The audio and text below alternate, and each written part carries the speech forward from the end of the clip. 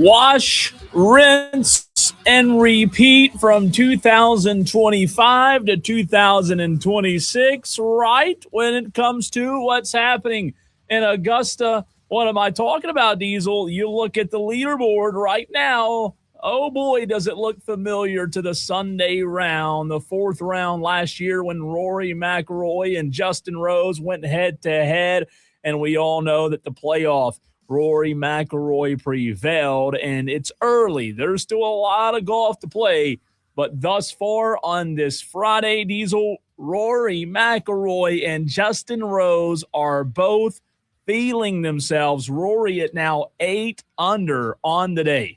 Yeah, Justin Rose off to a rough start today. Bogeyed the first hole, Cole, but he birdied 7, 9, 10, 11. Bogeyed 12, which was a par 3, and then came back and birdied the par 5, number 15. He's finishing up here on the last hole. So we'll see what happens for Justin Rose to close out his round. He obviously can't catch Rory. He would need Rory to make some mistakes, and Rory's just 3 holes in, so still a lot of golf for him. But, the more things change, the more they stay the same. Yeah. And these two are up at the top of the leaderboard battling out. It's so fun to be able to watch Rory, like, when he's on the top of his game. When he's at the top of his game, it doesn't feel like there's many golfers out there who can compete with him. And I'm watching him now on the Masters app, Diesel, where you can follow golfers. And, that bounce we were talking about yesterday, you can just tell he's feeling it.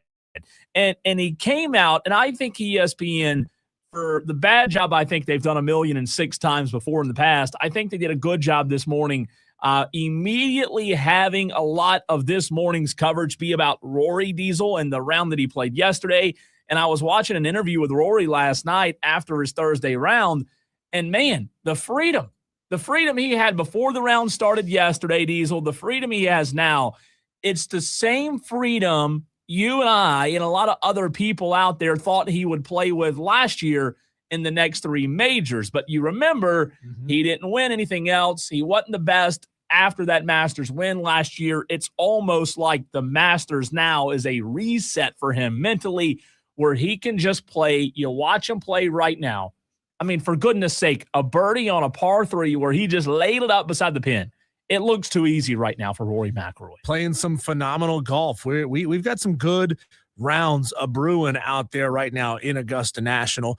It's funny, Cole, so many people had a problem with the way ESPN has treated the Masters over the past 2 or 3 days, their coverage, and, bagging on it for saying that, hey, we don't need the Masters to turn into WWE. We don't need the Kelseys there. We don't need Kevin Hart there. We don't need Bert Kreischer jumping into the pond. We don't want that at the Masters. And that storyline is kaput, man. It is going away because the best golfers in the world are out there putting on a show. And that's the way it should be. Now, I'll say this personally speaking, I still don't like it. I still don't like what. I don't either. You know what I mean? I don't love that the pageantry. Yeah. It seems like it's becoming less. I'm not a fancy guy, neither are you, but occasionally it's kind of fun to put on a collared shirt and cosplay like you are one, right? Yeah. So like you go to the certain golf courses. I don't want to show up wearing camo and combat boots. I want to show up looking the part. It kind of feels like I'm infiltrating a place that I'm not supposed to be. And the Masters should stay that. It should be that exclusive, difficult to make your way into kind of event. And then people should want to live up to that standard of decorum at Augusta National. Tolos, we want to hear from you on this Tolo Friday. A big show coming your way, Tolos. We're going to get into a little NFL later in the show. Smitty, our good friend of Sports Talk Media Network, joins the show in the 4 o'clock hour. We know you love hearing from Smitty. We'll talk Carolina and Clemson with him. We'll dive back into the Masters. A lot to get into on the show today, and you can be a part of it at 844-326-3663. It's the Joy Law Firm text line. Also, the phone lines are open as well. Tolos, do your weekend plans revolve around the Masters, or do the Masters revolve around your weekend plans? I'm not so much of a golf guy, Diesel, that like my weekend revolves around the Masters, but I will say it has maybe a 50-50 split, if I'm being quite frank with you, being transparent. I think, I don't want to say my weekend, this coming weekend, completely is going to revolve around the Masters, but I do think it'll have a pretty good weight. Does your weekend revolve around it? Oh, yeah. There's going to be a block of time Sunday afternoon from about noon or 1 o'clock all the way until dusk where my wife's not going to get me to do anything. Well, Sunday, I understand. Yeah. Sunday, but I don't know about like the whole Saturday in your I got other things to do. Okay. I got other things to do, but I will. It'll stay on the TV. Yeah. Right. Yeah. It'll stay on because I'm gonna stay around the house. Yeah. And try to get some stuff done over the weekend. And when I come inside, it might be like, I just went in for a glass of water, but I end up staying inside for like an hour and seeing what Rory and Scotty and Justin Rose are up to. I do agree with you. Like I have a couple of things going on this weekend as well, but I will continue to follow it, watch it as much as I can. Again, I'm not like the golf diehard expert like I told you that my barber is yesterday, where he just completely blocks and takes off time. There are people like that. I just got off the phone about an hour ago with a buddy of mine. He was heading to the beach. He has a place down there, and he's just leaving the Masters. I said, tough life. Wow. Leaving the Masters, headed to the beach. What does he do for a living? Sales. Are they hiring? Yeah, sales. Sales is always hiring. Yeah, absolutely. Yeah. So, Tolos, let us know, does your weekend revolve around the Masters? Brooks Koepka 3 under.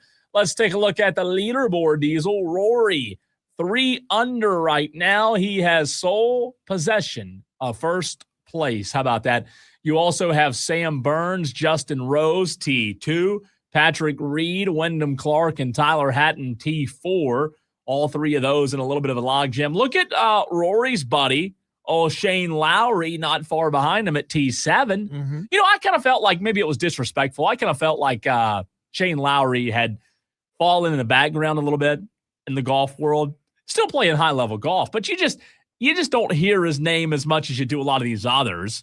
And I thought going into the weekend, I don't really know if we'll hear about Shane Lowry much, but look at him. He's played some really good golf.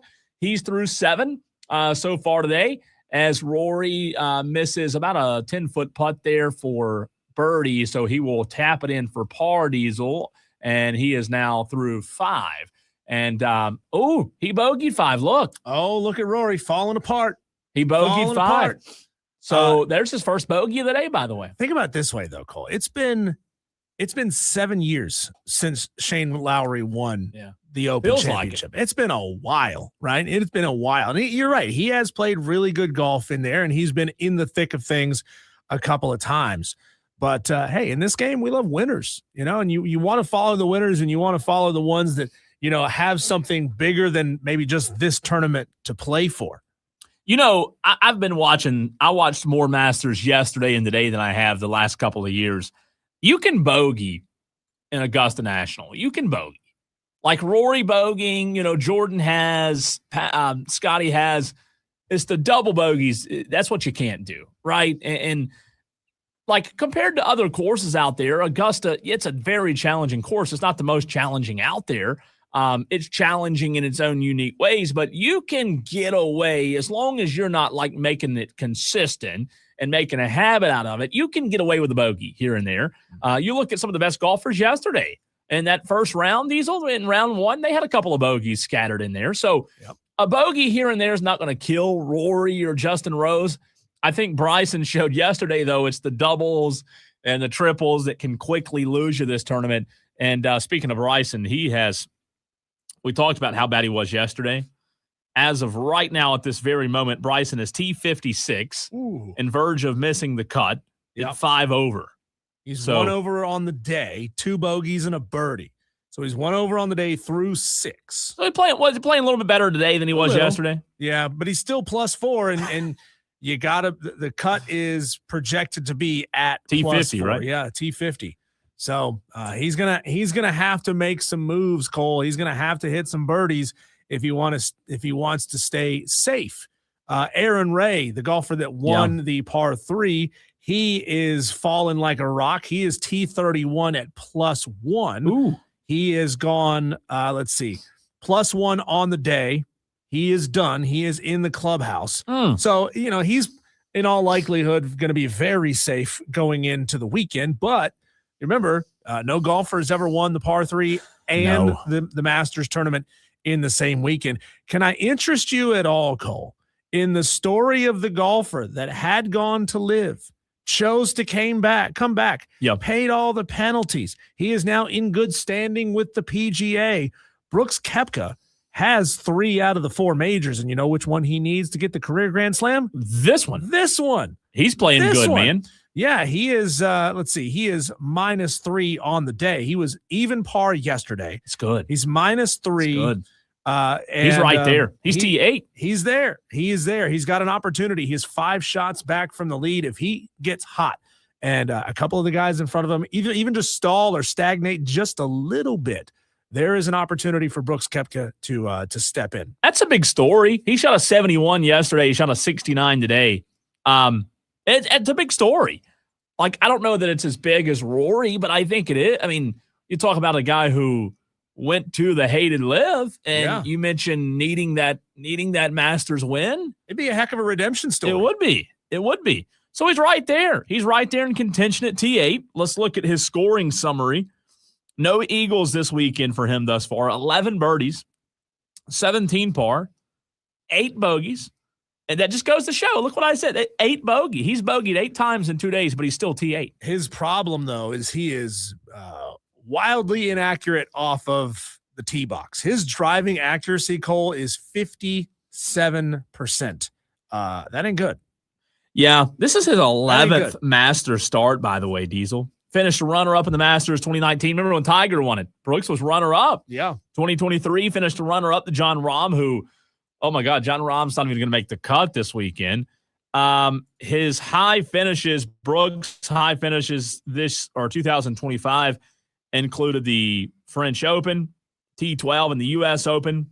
Before winning the 2023 PGA Championship for his 5th major title, he won 2 U.S. Opens and 2 PGA Championships. He has won as many major championships as Byron Nelson.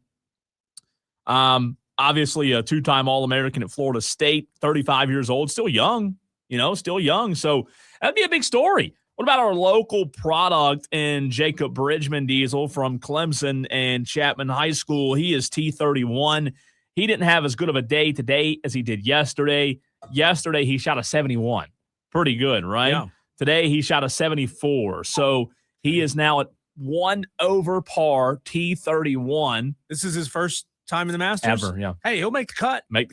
He'll be playing all weekend long. Good and he's him. Still, I mean, you got to think, T31, looking at the leaderboard, he's still in position to make a run at the T10, T15 area, maybe. I mean, it's a logjam out there. There's still some pretty good money to be made. Oh, no doubt. Down there, tied for 10th place. By the way, he has made this year, Jacob Bridgman has made $6.5 million as a 26-year-old. Not bad. No. Not bad. What are you doing with your life? He's making $6 million a year. 6.5 in 4 months. And it's not even the middle of April yet, Yeah. Now, the bad part is you got to remember Tiger's tournament he won in L.A., he's going to have to pay, I don't know what the purse was, but L.A. taxes, he probably had to cut half of that check in half, I would imagine. Yeah, it stinks. Oh, it stinks. It stinks. I mean, it's it's just part of it when you win in L.A., when you win in California, the taxes get you, but he'll still be okay. Rory just made another big mistake. I think that was him off the tee box. He put one way off to the left-hand side of the green into the gallery. Off of, looked like it was off of a par 3. He's on 6 now? Now Shane Lowry's going off into the trees, off into the pine straw. Oh, no. Did you hear yesterday Xander Schauffele put a golf ball into a patron's merch bag? No. Yeah. Here's Rory on the TV, Diesel. This is his tee shot. Is this the one you were referencing here? Okay, so it might not have been Rory. They showed it's whoever this is in pink in his group. Yeah, actually is the one who hit that shot. Here's his tee shot on hole 6. He is currently 7 under. It's being shown on the ESPN. I'm sorry. Is this ESPN? I think it is ESPN. If you're watching on regular network cable like we are. He's got his little nice Thursday light blue white shirt on, a little white polo today. Yeah, gray pants. Gray pants, looking sharp. Let's see what his tee shot does. Oh, he's pretty good. Looks good. Pretty good. And he's on 6, right? Stuck it. He landed about 20 feet short of the hole off to the right, and it looks like it's trickled left just a little bit. So he's got a makeable birdie putt there. It's not an easy birdie putt. It's a par 3. Par 3. Let's see. He's already birdied 1 par 3 today. He birdied the first one on 4. He'll get 1 more par 3 here on 6. And then that, Diesel, is the last par 3 until 12, and then you get another one on 16. So 4 total par 3s at Augusta, and we'll see what he can do. It is fascinating. We were talking about who is it? Brooks Koepka, I think, off the tee box has not been accurate this weekend. Yep. Neither is Rory. And that's par for the course, really, for Rory. He's 43% driving accuracy. That means it just has to hit the fairway. It doesn't count on par 3s because those are scored as approach shots, not tee shots. But Rory, he's kind of all over the place as well. Look at Ben Griffin with the shades on. He's looking cool, man. Too cool for school out there. I don't like golfing with sunglasses. You don't think so? I don't like it. No. He learned that at North Carolina, though. He's at Tar Heel, remember? Oh, yeah. Okay. You got to, you get to North Carolina, you got to wear those shades, right? Yeah. You got to wear those nice shades. He's a pretty good. He's a T8 right now, by the way. I hear at Coastal Carolina, your scholarship comes with a free pair of Pit Vipers. Oh, that'd be nice. Let's go a little live look on Justin Rose. Just came off the course.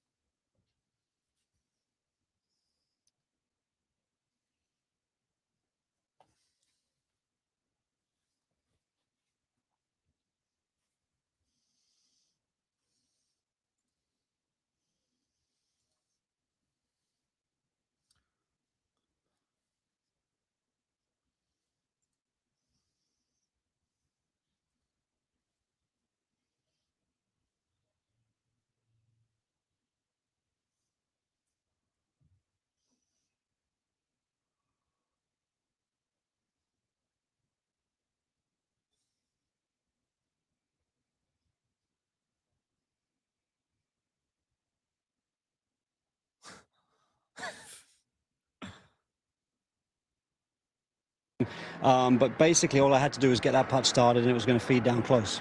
A lot of golf still yet to be played, but you're the first to post 5 under. There's a chance you could be in the final pairing on Saturday. How important is that for you, considering what could play out this weekend? Yeah, I think, well, listen, statistically, I think it's important to be in the final pairing on Sunday, isn't it? A lot of the winners come out of that final pairing. So, yeah, but just kind of keep, like I said to you yesterday, I can't really get ahead of myself. It's all back 9 on Sunday stuff here. So it's about just sort of jockeying for position. And, yeah, I mean, Rory's obviously got off to a good start there. I think there's some par 5s to come for him. So we'll see how he manages the day. We'll see how the golf course kind of plays the back end of the day. Because I think the last couple hours of play yesterday, I think were tricky for the guys. But, yeah, I'm in a good spot. That's all I can say. I like that guy. By the way, that was a live look in on Justin Rose if you just tuned in. I'm kind of pulling for him. I know he's not an American golfer, but he's still like – I heard a guy on ESPN say it best this morning.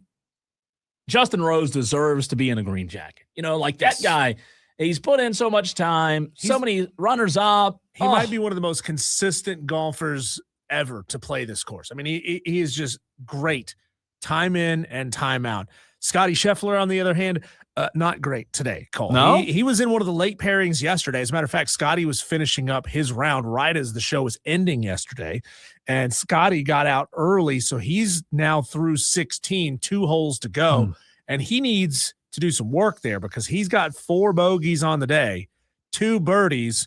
He birdied the par 5 8th and the par 4 10th, but he bogeyed 4, 5, 13, and 15. So 2 holes to go, and we'll see. What did he do yesterday on those last 2 holes? He par-parred the last 2 holes yesterday. So he needs to figure something out here because now he is at even overall, Cole, and that puts him back at T21 with a lot of work to do depending on what Rory does down the stretch today. If Rory can knock in a couple of more birdies, then all of a sudden Rory's 8-9 shots out in front of him, and that's a lot of work today. Well, it's just like Justin Rose said. Those par 5s are going to be big for Rory here in a few minutes. How he does on those, and he's still got a couple of those left, so we'll see. Should be fun, man. Should be a lot of fun. We'll keep tracking it all day for you. We'll get to some of the favorite off-the-course sort of storylines later on in the show. Remember, Smitty from Sports Talk Media Network coming up at 4 o'clock. But coming up next, Cole, the NFL is under attack. And hopefully they lose. I'll tell you more. Tell you more about this next.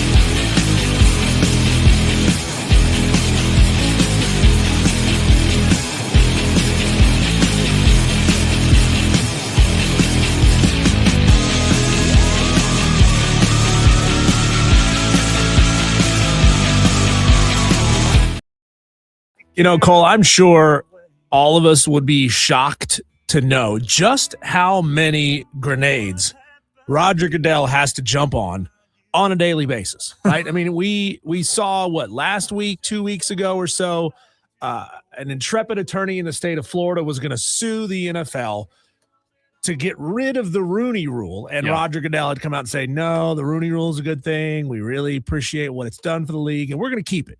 Now Roger Goodell is not facing some two-bit bus bench attorney who's just trying to make some fast cash. Roger Goodell and the NFL are now facing down the Justice Department. And that's usually a stressful thing, I would imagine, to have to face down the Justice Department. If you haven't seen this, Cole, this is crazy. The NFL is under attack from the U.S. government basically for their antitrust practices that are making it so hard for you and I to watch all the NFL games that we want to watch. All the different platforms that we have to have. I just thought we were the antitrust. How many times have we talked about antitrust in college? You mean to tell me it can apply in the NFL as well? Honestly, it blows me away. Like, why the NFL? Why? Because let's be real. Major League Baseball, the NBA, and NHL are far worse off MLS are far worse off when it comes to making it difficult for you to tune in and watch their games. Yeah. Like, they don't put them for free over the air most of the time. They are hidden behind a paywall that you have to buy in addition to whatever package you have, cable or streaming or otherwise. Well, Senator Mike Lee, a Republican senator from the state of Utah, who is the chair of the Senate Judiciary Committee's subcommittee on antitrust, competition policy, and consumer rights, wrote a letter to the Justice Department and the Federal Trade Commission, urging them to review whether the NFL's distribution methods are in line with the Sports Broadcasting Act of 1961, and that investigation has been opened. Wait a minute. They've been doing this for years. Yeah. Yeah. Somebody just realized there was a rule in place somewhere. So the rule essentially made it so that, like, you cannot hide all this content behind a paywall. You have to make it accessible. And when did streaming become a thing? Like 2010, something like that? Before 2010, this was never a problem, right? Because everything was linear. It was over the air. You picked it up over the air, or you picked it up off of your cable package. Well, now the NFL, and this is what they're noticing, the NFL, they just keep on folding these additional changes to the league, whether it be all of these international games or the Netflix games or the Thursday night games. They just keep folding them into various streaming packages, and people are saying enough's enough. Well, they should. Look, I don't absolutely stand 110% against streaming. I'm on just pretty much every streaming platform there is. So, like, 9 out of 10 times, Diesel, I can find whatever I'm looking for. Sure. However, not all the time. YouTube TV, it used to be like when YouTube TV came out, it was kind of still the epicenter, and you could watch pretty much anything on YouTube TV. Then you had to start watching Christmas games on Netflix and NBA games on Peacock and, all these different things. So I guess I have adapted a little bit to it. Yeah. But I completely am for, what is this, an investigation? I'm completely for it. Yeah, I'm for it too. And this is a statement from an undisclosed, unidentified government official. Okay. They told ABC News, this is about affordability and creating an even playing field for providers. The NFL currently has contracts with ESPN, ABC, NBC Sports, CBS Sports, Prime Video, and Netflix, and Sunday Ticket is now licensed through YouTube TV. So it's the idea, Cole, that you used to be able to watch these games for free over broadcast television. Yeah. But now you have to pay for 1, 2, 3, 4, 5, 6 streaming platforms, which is just too damn expensive. Well, we give this number out every year since we've been on the air. Every season, there's a number that comes out and it's, you have to spend X amount of dollars on X amount of different platforms to watch X amount of games. Last year it was $765. This year they're saying it's going to be closer to $1,000 if you want to watch every single NFL game. Every single game, close to $1,000. That is unbelievable. It's ludicrous. Close to $1,000. Now, I'll tell you what I did last year, and I think I actually did it 2 years ago. I did get the Sunday ticket. And I think my workaround, so like me being a Cowboys fan, obviously I want to watch the entirety of the Cowboys game. Yeah. But maybe there's a workaround on the NFL side with just buying Red Zone. So like if you get ticket, you get Red Zone with it. And if you get Red Zone, you're watching pretty much every game all day long. I will sit in front of my TV from 1 o'clock until 6, whenever the last game goes off before the 8 o'clock game, and I'll watch Red Zone for 4 or 5 hours, and I'm pretty much getting every game. I can do that every Sunday and pretty much watch every team, every scoring play without having to go and bounce. But it is to the point where it's not just NFL, by the way. Right. I think WWE's on the Peacock or something like that. The NFL is, which is odd that the Justice Department is going after the NFL. They're going after them because they're the biggest when it comes to ratings and revenue. The money. But what's funny about this is the NFL is far more accessible to the everyday fan than are the other major leagues in U.S. sports. The rest of them put them all behind a paywall and you can't watch them really at all. But at least the NFL in the localized market will make the game, like for example, here in South Carolina, we're watching the Carolina Panthers on Fox and it's available over the air for free. All you need is an antenna. It costs you $40 to go over to Best Buy, get one of those antennas that plugs into your TV. Bam, you're watching the Carolina Panthers play. But where they're having the problem is that they are forcing you to spend extra money on multiple platforms that adds up to be far more than what people's cable subscriptions were prior to streaming to watch out-of-market games. So if you're from Texas, but now you live in South Carolina and you want to watch Cowboys games, there's only one way. You got to pay for a streaming service to get it. And they're saying that because if you want to watch all the games, the price is getting out of control. Affordability has been kind of a buzzword of this current Trump administration. We're going to try to find ways to make things more affordable. And again, to me, it's odd to go after the NFL the way that they are. But hey, if something good comes out of this and we now get to watch NFL games for cheaper again, I'm going to be all for it. Yeah, I am too. By the way, on the cable streaming device in our studio right now, you can see Rory's frustration. Just put one in the bunker. Not exactly sure if I think that was his second shot. He's on hole 7 now, so you can see the frustration there. It gets you sometimes. Let's see where he is currently. Rory birdied 2, 3, 4, bogeyed 5, parred the par 3 6. On 6. So he's on 7 so now. Par 4. I think that was his second shot, I think. So this will be his third for birdie. I think he's still okay for par, but they are doing a good job, even though they cut away from him on the Masters feed. Yeah, they're still showing him a good bit on, I guess this is ESPN, what we're watching here in the studio, Diesel. So they're still doing a good job of showing the leaders on ESPN right now. So what I find so disingenuous about the way the NFL describes the ability for fans to watch their games for free. Yeah.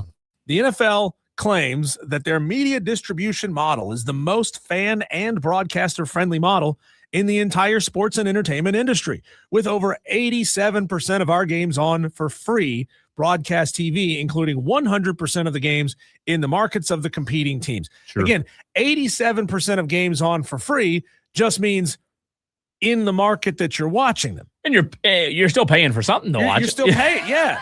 For free. Again, the rest, the Prime games, the Netflix games, the YouTube TV content, that ain't free. And so that's what they're going after the NFL for. I'm for it. Like I said, there's a lot of, this is the world we live in with not only like the streaming, but it's the sports world that's ruled by money. So what you're saying is you have a sports world that's absolutely dominated by what the bottom dollar is, and you have these side effects, right? This being one of them. Another side effect being price gouging on the tickets. We've talked about that before as well, right? So if you're going to the event, you've got to pay these outrageous fees if you're wanting to watch the event. And I guess like when it all boils down to it, it's our fault. Like, because we've given them so much money, we've shown so much interest, we've paid so much. Now they're making us pay more, and we're doing it. The whole concept of price gouging is something that this Justice Department investigation is looking at, because if the NFL chooses your platform, Cole's streaming service, they know that they're gonna gain a massive customer base because you're carrying NFL games now, and then they know that you're gonna up the price of your streaming service because, well, now we've got a really in-demand service that people will pay just about anything for, assuming we have good enough games and good enough content on there for. And they're saying, like, hey, every platform that the NFL puts itself on raises their prices, and that's not good for consumers. Yeah, I don't know that there's a way out of it. I mean, obviously what's happening, what we're talking about with this investigation, that would be a big win for us fans who don't want to have to pay. How many different platforms did you say? 6 different platforms to watch every NFL game. Yeah. So is that Netflix? Do you have a list of that? Yeah, let me find it here again. Let me guess. ESPN. Okay. If you want to stream games on ESPN, ABC. Yeah, that's a subscription. ESPN Plus, right? NBC Sports, that's a subscription. Yeah. CBS Sports, that's a subscription. Prime Video, Netflix, and YouTube TV. So that is, well, like if somebody had no cable whatsoever. Correct. No antenna, because you would get one. Yeah, that'd be true. And I would assume, and I guess you'd have to pay for Fox too, even though they didn't list Fox on this particular page. You'd have to pay for Fox too, because Carolina Panthers are on Fox. Yeah. Yeah, and that's a big part of it. If you, again, YouTube TV has gotten so high now. I have to look and see what they've gone up to now. They've gone up maybe last football season. YouTube TV is going up. And then Sunday tickets, is it 300? Does that sound right? I think so. I think it is. But that's for Sunday ticket and Red Zone. So you can watch any game. And that's what I like about YouTube TV. I can pay for Sunday ticket. And Tolos, correct me if I'm wrong on the price there. I can pay through YouTube TV for Sunday ticket. I'll get to watch any game, and I'll get to watch Red Zone. But I find myself watching Red Zone more than I do just any game, because I want to watch the Browns and the Steelers, right? So you only want to see it if they score. Yeah, only if they score. And that's why I am pretty much locked on the Red Zone. It's fascinating, though. They're also afraid here. I remember back in the day, Cole, when you couldn't watch a game broadcast over the air if the game didn't sell out. Like, there was a rule that the Fox or whoever was carrying Carolina Panthers at the time, if they didn't sell out the stadium 72 hours before kickoff, they could take it off the air. Yeah. And that way, if you wanted to watch the game, you would have to get in your car, drive to Charlotte, buy a ticket, and go inside the stadium. No, I'm with you. And so they're afraid that the NFL is going down the path of squeezing more and more and more of this free content off the free platforms and onto streaming platforms, and then afraid that they will reinstitute the blackout rules, which have been that policy ended about a decade ago or so. That was awful. Yeah. And I've said this before. I have tried to tune in to Charlotte FC games, just a little bit interested, curious about it. Tried to tune in and watch it. Guess what? Blacked out in our area. I have tried to tune in and watch Carolina Hurricanes games. Can't do it because it's blacked out in our area. Even though we're like 6 hours from Raleigh, I can't watch it because we're still inside that media market. And it's crazy, Cole. It'll be on a platform that I've paid for. Like Carolina Hurricanes versus whoever, the Ottawa Senators, will be on ESPN on their streaming platform. But I can't watch it on a platform that I've paid for because it's blacked out in our area for streaming. It's pretty bad. Which sucks. It's pretty bad. Not going to lie to you. It's pretty bad. But they're saying enough's enough. Let's see if we can get a little fix. We'll take anything we can get, right? Yeah. How about this? There was a texter who texted in and texted. I do apologize. Sometimes when you send long text, it gets broken up into like 15 different texts. So there was a texter, Diesel, who was at Augusta supposedly yesterday, has a cool story about him and his son and Rory. And I just said, whoa, call in the show. Call in. We want to hear the story. Yeah. It sounded a lot better coming from you guys, and it wasn't me and Diesel reading it off the text line where it's a million different texts broken up. So that would be cool. If you do get a chance to call in, give us a shout, and we'd love to hear. I don't know. Maybe more of our Tolos out there are heading to Augusta this weekend. If you are, let us know. If you went yesterday, let us know. There are fortunate people out there, Diesel, who get those tickets. Get those tickets. We love to hear the stories, though. Who did you beat up and steal their badge from? Yeah. By the way, apparently that's a big thing. They're cracking down this year on piggybacked, handed off badges. They're trying to really crack down on it. Like, here's an idea. Stop making it so damn hard to get them, and people won't have to cheat the system. It's your fault. It's your fault that we are pirating badges to get into the Masters. Yeah. Chat GPT's badge didn't work for me to get into the Masters this weekend. Have you ever done that old trick where you take your ticket and a buddy's ticket out to another friend that's waiting outside of that section and then giving it to them to bring them in? I've tried. Done it many, many times. Yeah. Now that it's all digital on your phone, it makes it harder to do. Can't do it. One time we had like 15 people in 4 sold ticket spaces for Iron Maiden. It was awesome. Ooh. It was awesome. But the worst part is I hate getting busted. I get so embarrassed when you get busted, you know. Sir, is this your seat? No, it's not. Isn't it illegal to have a good time in this country now? All right, quick story on that. Quick story. I know we got to run to a break. I'm glad you said that. Last night was backwards night at the Spartanburg. Yeah. So I got like 19 times. But my proposal, me and a buddy went, and I said, hey, it's backwards night. Our tickets are out in left field. Let's go sit behind a home plate, right? And when they ask why you're sitting behind a home plate, it's backwards night. Yeah. My ticket was left field. It's backwards. I'm sitting behind a home plate. That's been a pretty good excuse. Might have said you need to sit in right field. We walked in the game last night, and they said, please stand for the 7th inning stretch. And I'm thinking, we just got here. But it was backwards night. But are you supposed to sit for the national anthem? I don't know. At those games? It's backwards night. It was backwards, and I got on? a lot. Well, it was really tough. I'm not going to lie to you. I got a lot last night. How far are we going to commit to the bit? Well, they did. They did a pretty good job. The backwards jerseys. The best part was they even said, like, Ingles love the savings, low prices. And I got again. I said, they said it backwards. But he was like, yes, backwards night. Oh, that's good stuff. I'm telling you, it gets you. We'll continue. Hour number 1 next.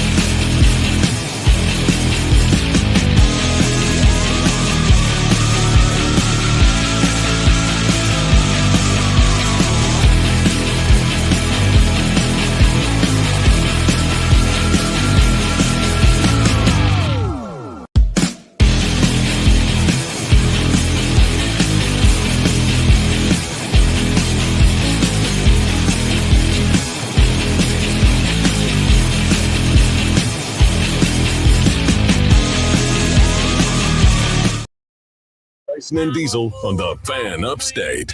We're rolling on, and now we're number one right here on the Fan Upstate. He's Diesel, I'm Cole Bryson, and we will get back to the Masters. We'll get to the Atlanta Braves a little bit later. We've got Smitty of Sports Talk Media Network coming up on the show here shortly. But let's go to the phone lines, Diesel, where we have a really cool story from Jason in Greenville. Jason, you texted in, set the scene for us, and tell us, man, are you being serious? Were you in Augusta just 24 hours ago? Hey, guys. Yeah, totally serious. And hey, I'm here with my son, Bennett. Hey. Bennett, what's up, man? Buddy? What's up?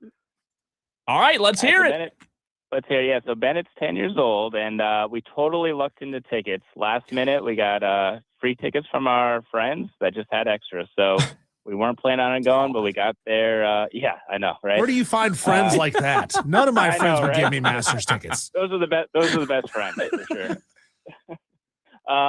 So we went down there yesterday. Anyway, we were big fans of Rory, and so we watched him through Amen Corner, and then we were just so happening to cross over the 14th fairway, and he was like walking right towards us, so we kind of like slowed down to like catch him. Anyway, my son Bennett, he gives him a "Let's go Rory" call, and Rory stops, looks right at him, gives him a wave and a thumbs up. No. Wow. Yeah. That's so cool. So, so cool. And so I mean, for Rory, a guy trying to win back-to-back Masters, he should be locked in. Class act guy to like stop and like, No doubt. interact with kids. Yeah, amazing. Bennett, were you nervous? A little bit, but not much. I would have been. Bennett, you don't even realize you're gonna hold on to this memory for the rest of your life. When you're a kid and you get to meet one of your heroes, that's awesome. It is. Yeah. So you're a Rory fan. How long have you been a Rory fan for, Bennett? Like all my life. Really? Why though? Why Rory? I don't know. Just One of the best, right? One of the best. No, I'm with you. One of the best. We talk about Rory, and he's playing well, and he's feeling confident when he's got the long strides and a little bit of bounce in his step. That's how you know Rory's feeling really good. yeah. Absolutely. So yeah, he's laid back. He's That's interacting awesome. with folks Jason, and what was making an the awesome experience? Did you guys hit the concessions? Can we get a concessions review? Yeah, absolutely. I mean, still got, the $1.50 pimento cheese and egg salad, and we ate a lot. So. Bennett, what was your favorite from the concession? I don't even know. Probably the egg salad sandwich. Oh, Really? I've never heard a kid say they love egg salad I was sandwiches surprised before. by that. You got a refined palate for your age. Yeah. Jason, Bennett, that is an awesome story. Appreciate you guys calling to share it with us. Thanks, guys. Hey, Thanks for Jason, having us. before we let you go, how much did you spend at the merch tent? Can you be honest with us? His wife might. No, don't get him in trouble, Diesel. Yeah.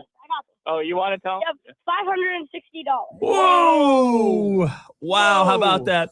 He knew it. Bennett knew it. You knew it. He You knew knew it. it. I think that's getting off light compared to other folks. No True. doubt. No doubt. That's That was true, Penny's. Great stuff, guys. Appreciate the phone call. That was awesome. That made my day. Jason and Bennett from Greenville going to Augusta yesterday. You're right. They've got good friends. Hey, man, you want some tickets? Yeah, we'll take them. You call out of work for that. Do you have that moment from little Cole when you met a big-time celebrity, one of your favorite athletes growing up that sticks with you? That's a good question. The one, I don't know that I do off the top of my head. Really? No. When I was a kid, I'm maybe about Bennett's age. I might have been 10 years old. Yeah. I got to meet Richard Petty, and he autographed this airbrushed cowboy hat, but it was airbrushed like red and blue, like Petty red and blue. Yeah. And he autographed it, and I still got it to this day. It's one of my favorite things that I own, and it's just like, as a 10-year-old, Yeah, I got you to remember meet that the king, forever. Yeah. I'm trying to think. I don't know if I have one. That's a good one, though. Meeting Richard Petty, second best driver of all time behind David Pearson. I mean, it's pretty good. I like that story, though. I don't think I do. I don't know that who have I? I'll tell you this. It was pretty cool. I wasn't 10. Can like 2 or 3 years ago count? Yeah, well, sure. Why not? 2023. I got courtside tickets to a Hornets game. We sat, and me and a buddy went up to Charlotte, sat in our seats. I mean, courtside, like front row. And to my left is 76ers bench. To my right's the old Hornets coach that got fired that's like 98. They were to my right. And you know who was sitting directly to my right? Was it MJ? Denny Hamlin. Oh, wow. Yep. So it was March Madness. Wow. And this is a pretty cool story. This was 2023. At the end of the night, I think it was a round of 32. Mm-hmm. I was watching the March Madness games on my phone, right? Well, I've got it sideways, Diesel, like this. Me and a buddy of mine are watching the games. Wait, you're at an NBA game watching college It's a basketball Hornets. on your phone? It's the Hornets. Good God. It's you're Hornets. courtside and you're It's a in your Hornets. They phone. suck. They suck. They were getting killed. Doc Rivers was to my left. So Denny Hamlin just leans over, and it was one of those games where there was a big upset. Denny Hamlin's leaning over, and he's just like all in, talking to me about it. And we weren't even watching the Hornets. I mean, the heck with the Hornets. They stink. So cool. And then last year meeting Kyle Larson, that was cool if you're a NASCAR guy. Is that when you were watching the Bristol I was watching race? the Masters. You're watching the I was Masters at Bristol. Watching the Masters in the post race media room. He came over, started watching with me, started talking. That's pretty cool. Hey, it's cool that all these guys are they're just dudes. They are. And I don't know how I've gotten two NASCAR drivers. I mean, I like NASCAR. I like football and basketball and baseball better, but NASCAR locked my way recently. But I wasn't 10 years old, but that's an awesome story from Jason and Bennett in Greenville. Very cool. Very cool. Great We appreciate story. you calling in. Texter says, first time I met Cole, I was starstruck. Oh, I'm sure. Yeah, I'm how about sure that? yeah. How about that, Yeah. Cole? Look at you I making did not memories. pay anybody to Making send that. memories.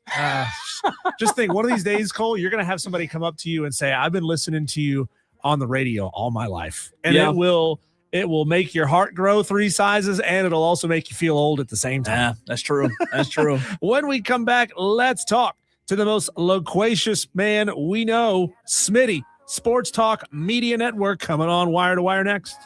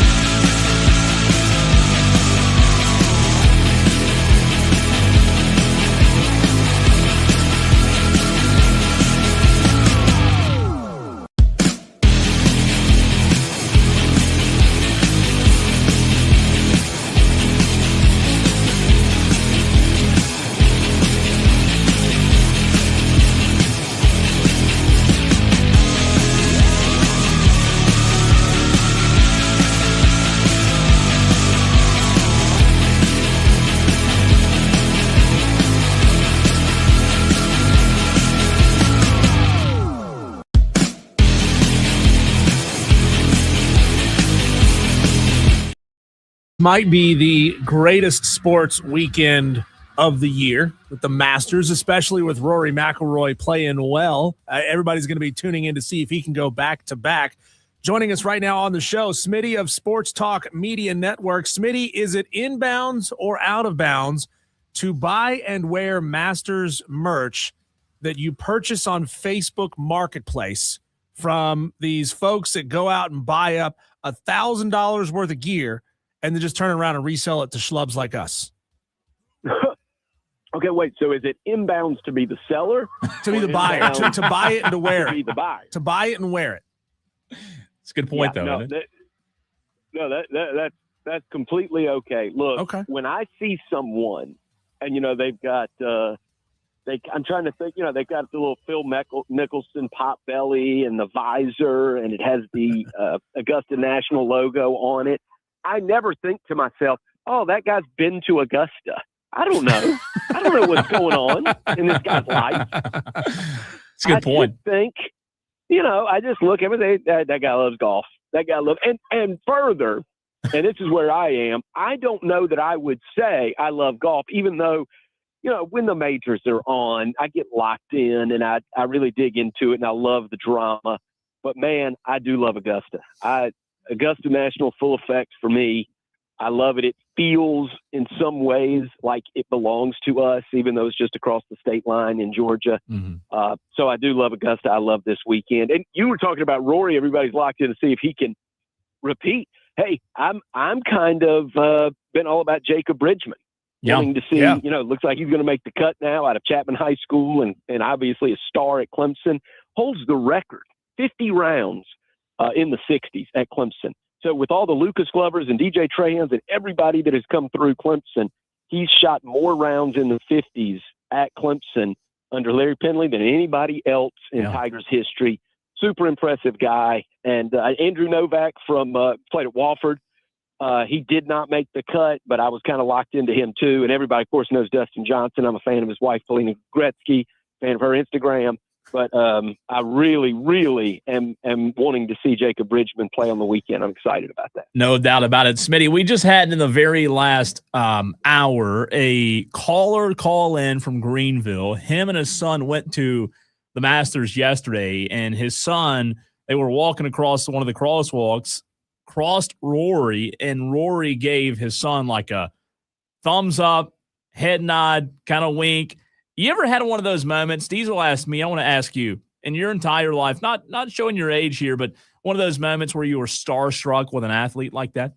Oh, I've got to think back. It would have been a long, long time because I've been on guard. When you do what we do, you almost go on guard. You don't want to meet your heroes, right? You're careful. And so starstruck is interesting. I do remember there was like a palpable energy the first time I was in the same room with Steve Spurrier. And starstruck would not be the right word, but just somebody that you've seen on television so many times. Yeah.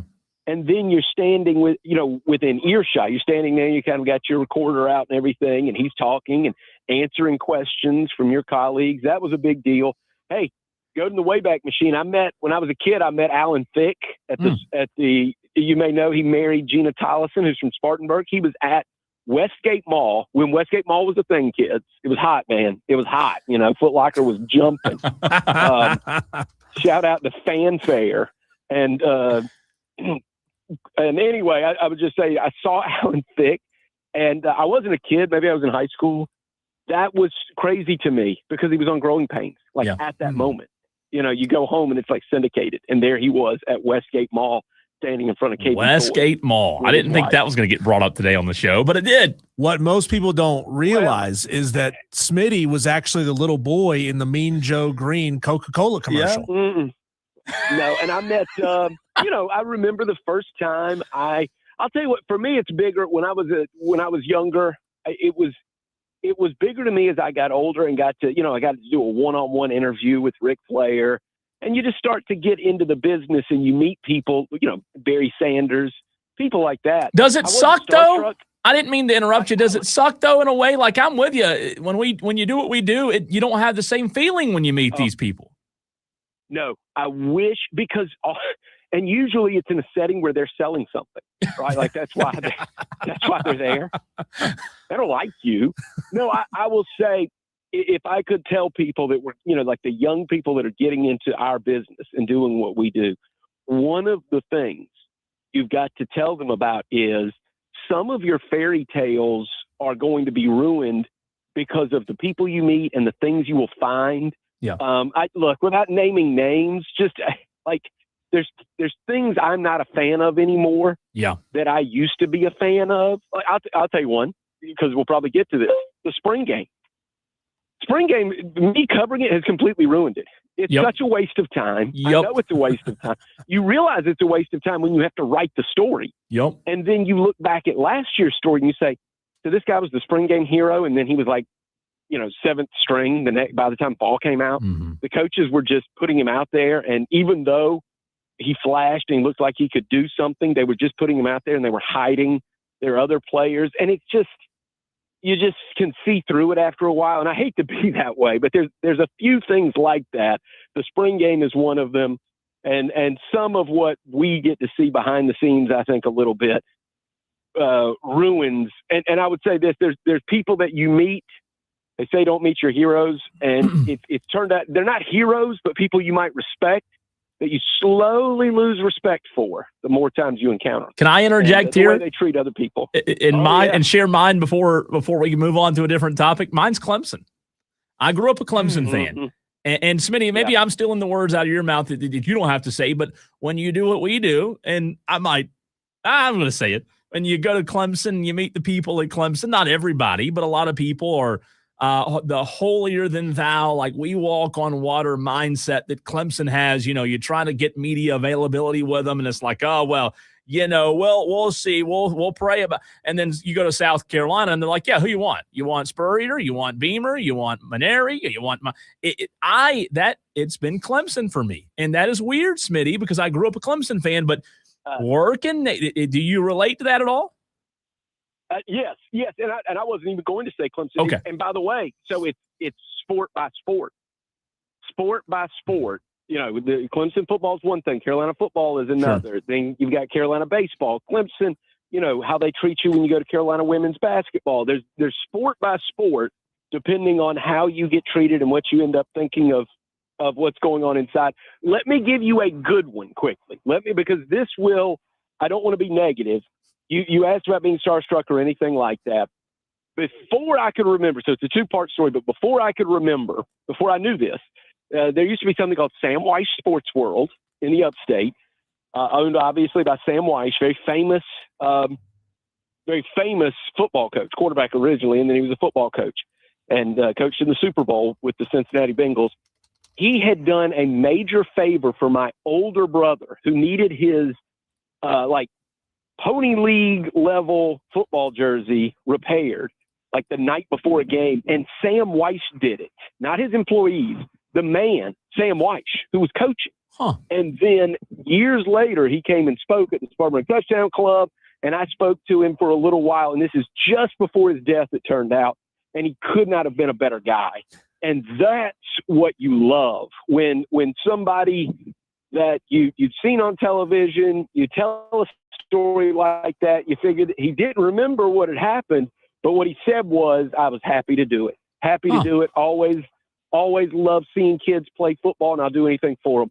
He was that kind of guy, and I met him in person, and he was exactly how you hoped he would be. Smitty, I had the opportunity once to interview one of my childhood favorite rock stars, and he's known for being a little bit of a prickly individual.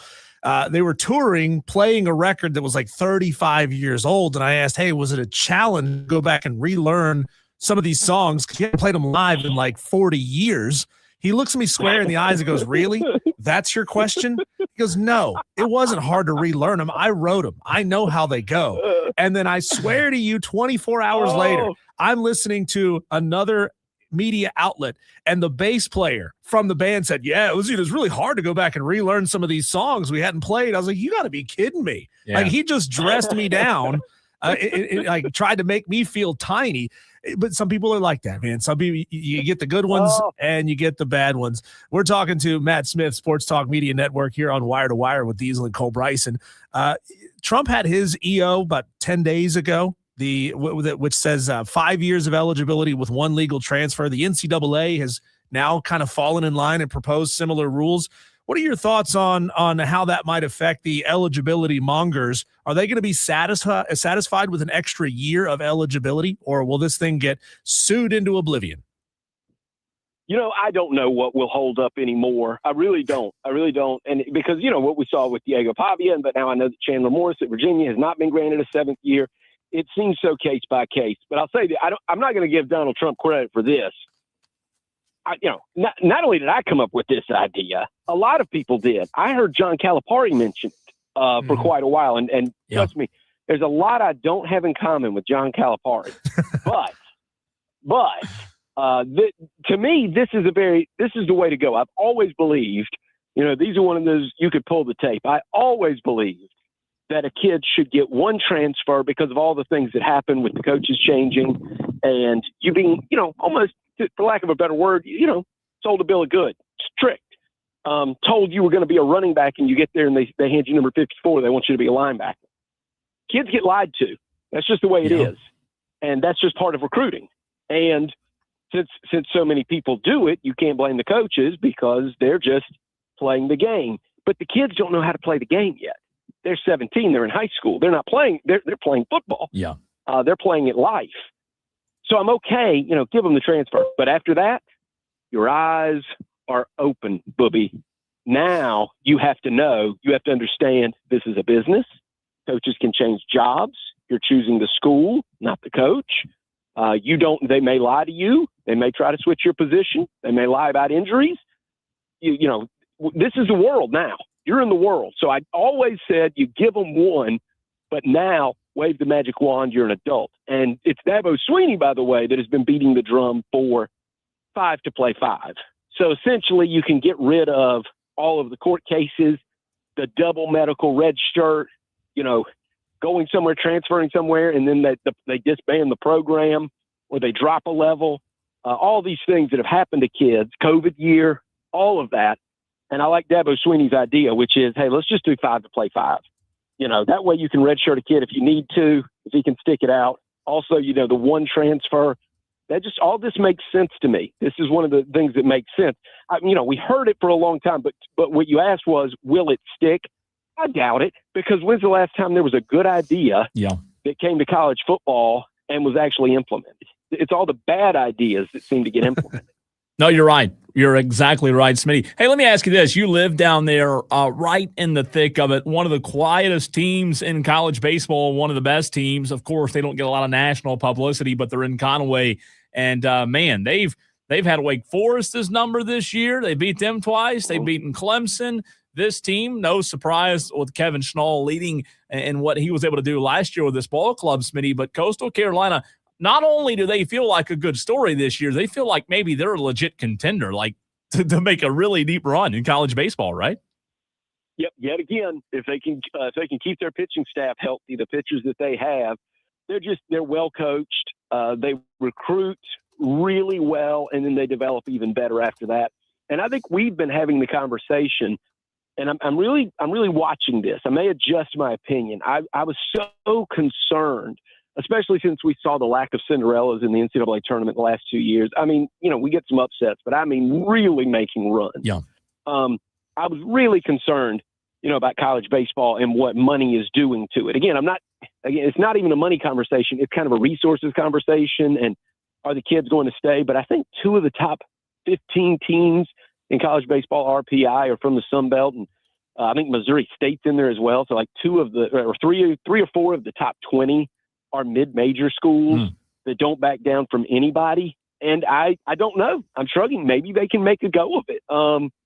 The real problem is the question that we talked about a couple of weeks ago is when you get a program rolling like Coastal does, and they have, Gary Gilmore, now Kevin Schnall, in this era, can you keep Kevin Schnall? Yeah. Because just as important as the players is the coaches. I don't think, let's say Kevin Schnall leaves, and it's not even about taking the South Carolina job.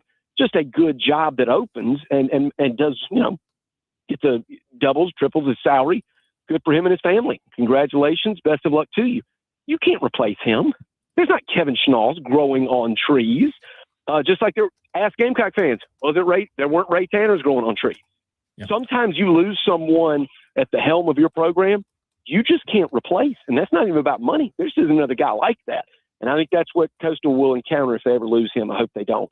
Smitty, how hard did you laugh when Chad Holbrook threw his support behind Monty Lee after beating him in the midweek? Oh, come on. Now, see, I did not take that the way everybody else did. Everybody was having a go on X. But here's why, because we talk about being in the business sometimes. I just have such respect for Chad Holbrook and for Monty Lee. I understand what it looks like from the outside, but, these guys can really coach. Chad Holbrook was a whisker from being the manager, the head coach for North Carolina, and he was the head coach at South Carolina when they were making, regionals and a ranked club. And then Monty Lee had a lot of success at Clemson and College of Charleston. I don't look at it that way. I just saw it as, I think he meant it. I just think he meant it. But I see how it looks from the outside.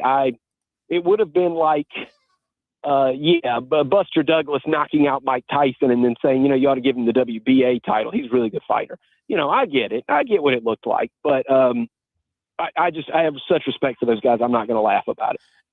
That kind of takes us down a rabbit hole that we talked about, I think, earlier in the week. Smitty Diesel and I did on Tuesday or Wednesday this week.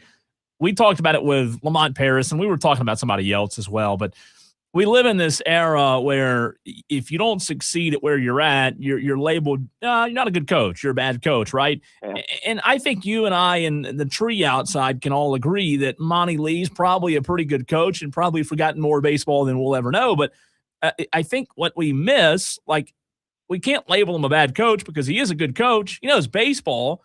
But what we miss is good coaches don't win championships. You have to have the right administration. Calipari had the quote, Smitty, where he said good coaches win games, administrations win championships. And the situation, for as good as a coach as Monty Lee may be, the situation hadn't been right. And, oh, by the way, guess what? His hand has been in the cookie jar now for, 5 years? So he has a little egg on his face in that regard. Well, you're right about that. Life, and I can't believe I'm going to agree with John Calipari twice in a 10-minute phone call. Watch but out. Here we go. You're right about that. However, in what you said, life is timing. Life is timing. Just to use a real world example, come on, you can't tell me there aren't guys listening to this show right now that know, hey, had things been different, if I wouldn't have taken that job, I might have married that woman I was dating in college, or the woman you met in Atlanta, but you had to go back to Charleston. Life is timing. It is. Timing changes a lot of things. And look at the way we look at Chad Holbrook. Okay, yeah. And he's at College of Charleston, and they're not doing great this year, but he's made tournaments there. Look back at his winning percentage at South Carolina. But here's the problem. He was trying to take over for Ray Tanner. It was Omaha or bust when he took over that job. So he could have gotten a different SEC job and may have been, what if he took Missouri's job tomorrow? They don't laugh at Chad Holbrook at Missouri. Sure. So I think that life is timing, and a lot in sports is timing. And with these coaches, as much as any other, sometimes a guy resurfaces and you remember, oh yeah, this guy can get the job done. We just didn't think he was a good coach at that school at that time. And I think we do that more in the media and as really, really intense fans than anybody else. And it's important sometimes to do what we're talking about now, which is take a step back and say, well, let me ask you, does this guy know what he's doing? And so, sometimes the answer is yes. Sometimes it's maybe. But I think with a guy like Monty Lee, I do think it's yes. But he may not get this job because this team is just not – I don't think they've got the firepower to make a run against this schedule. It's funny that you bring up timing there, Smitty, because our very own Stone Man told me not an hour ago that his mom told him that she once went on a date with Eric Clapton. And he said, Mom, why didn't you keep dating Eric Clapton? And I said, hey, if she kept dating Eric Clapton, you wouldn't even be here. Yeah, it's true. That's right. My last question here for you, Smitty. More likely, Bill Belichick gets North Carolina back to bowl eligibility next year, or Mike Malone gets into the tournament and wins a game, thus advancing farther than Hubert Davis did in his last year. Oh, all right. This is a good question. I don't know North Carolina's schedule, but I'm going to guess it's pretty manageable. Yeah. And I almost don't think it has very little to do with Bill Belichick. If you just asked me, hey, random guy, Carl Torbush is going to make a bowl game at North Carolina next year, I kind of think it's a 50-50. North Carolina basketball, come on. That's a brand. I expect Mike Malone to win a game in the tournament next year. He is you give me North Carolina, I'd expect me to win a game in the tournament next year with North Carolina. That is still a big-time brand. That's Jordan, man. That's James Worthy, Sam Perkins, Rasheed Wallace, Vince Carter. That is Antoine Jameson. That is North Carolina basketball. And in this era, you ought to be able to do some damage quickly. And winning a game with the Tar Heels in the tournament is not too much to ask.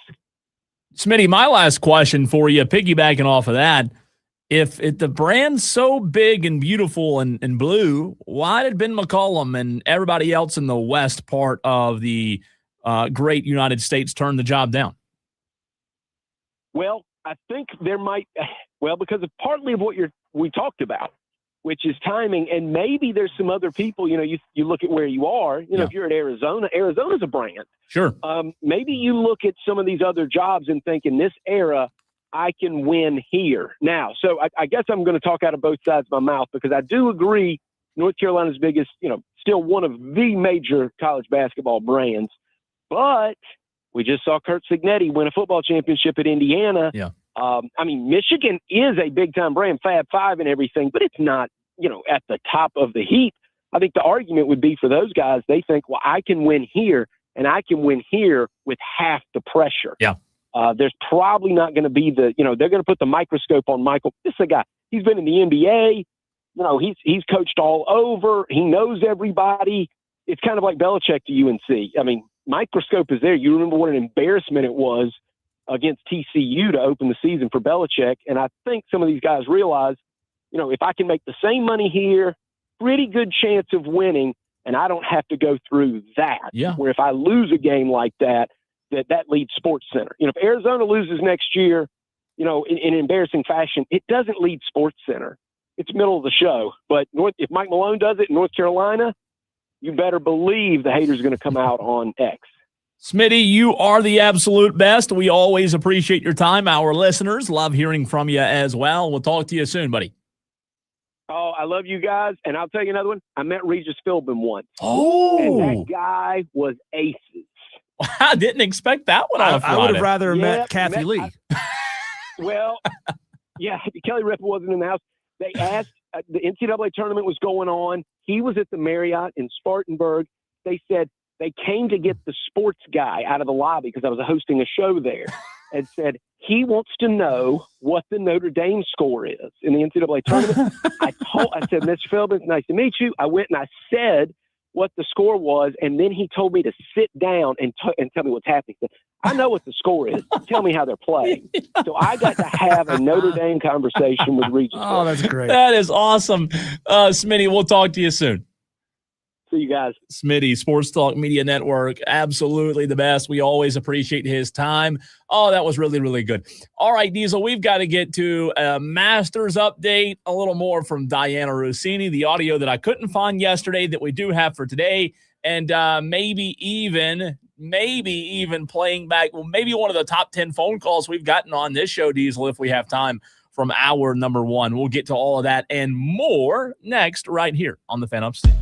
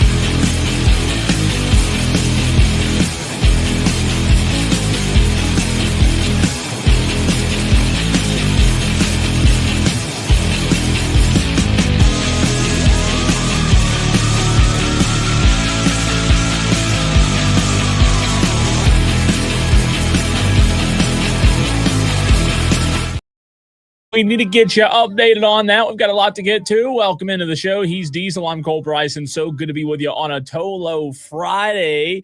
And Rory's just rolling and ripping. Even though he's playing out of bunkers, I think he might enjoy those bunkers compared to the rough there, Diesel. But thus far, Rory still leads the pack there and picking up from where he left off yesterday. Yeah, he was accurate for the first couple holes off the tee box, and then it's gone a little bit awry since. A little left, little right, little left, little right. But you know what? I mean, as long as he can rein it in, yeah. I mean, that's what's impressive. So he's right still now, saving par on all these holes. He's still 7 under through 9. He's on 10 right now. And you said par. He's parred 4 in a row. Yeah. 4 pars in a row. He did have a bogey on 5. He had 3 birdies in a row, Diesel, 2, 3, and 4. So he had a par, 3 birdies, a bogey on 5. If you can get through the front 9 with 1 bogey, doing pretty good. Right. Doing pretty good. This is not those tournaments where they're going to go out there and throw up green squares on every single hole, and it's who can be the fastest to go 13 under every round. He's got 2 par 4s here on 10 and 11, a par 3 again on 12, a 5, a 4, a 5, a 3, and then 2 4s to end the round today. So he is on 10 as of right now. But the problem is Patrick Reed and Justin Rose are playing really good as well. Justin's done for the day, but look right here. Look right here now. 1 shot off the lead, Diesel. Patrick Reed, sole possession of second place, 6 under. He just birdied hole 12, and he is right on Rory's you-know-what. And this Patrick Reed, we didn't talk a lot about him coming into the Masters. No, he's hitting it well off of the tee box, 78% driving accuracy.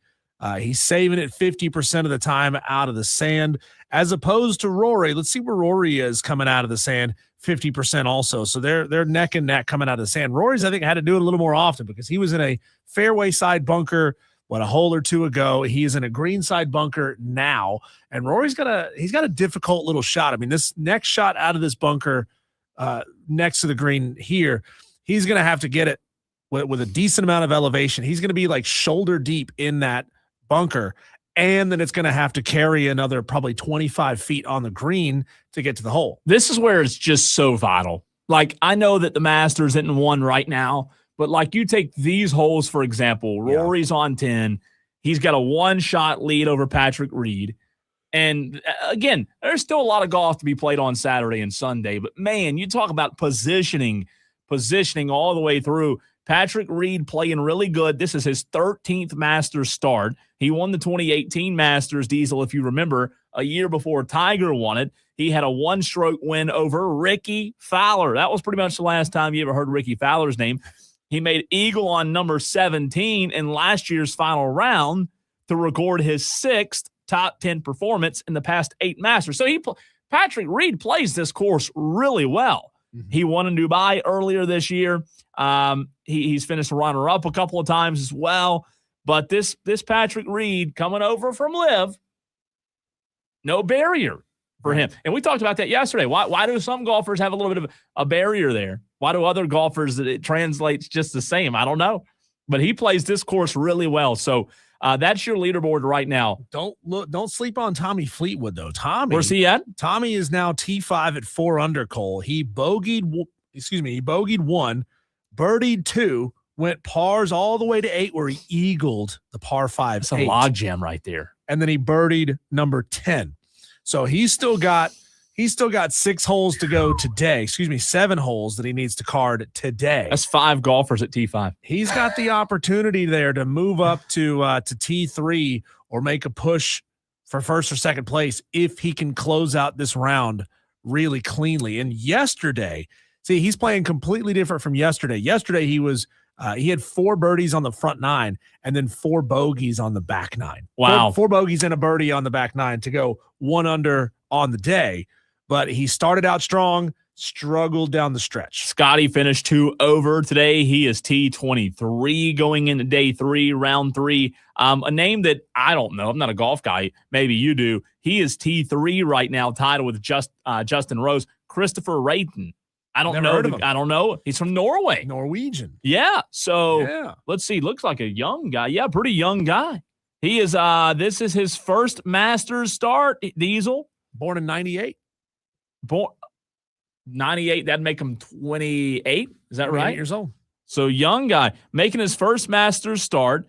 He will join Victor Hovland as golfers representing Norway to compete in the Masters. How about that? Wow. Last year, he earned his PGA Tour card for 2026 Diesel after winning DP World Tour events in Belgium and South Africa.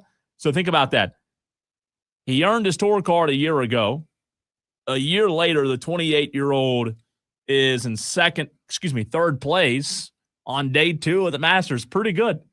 Hey, you want to get your name out there? Be in the top 5 in Augusta. People will start talking about you. I wonder if there's any rivalry between the Norwegian, Christoph Rayton, and Ludvig Aberg, the Norwegian. I wonder if those two have any battles. You know, do they throw on some horns with spikes on them, or helmets with horns on them? I'd hope so. And, with blankets tied around them. Yeah. Just have a little Viking battle right there at the PGA. It's fun. Speaking of Viking battles, how about blankets?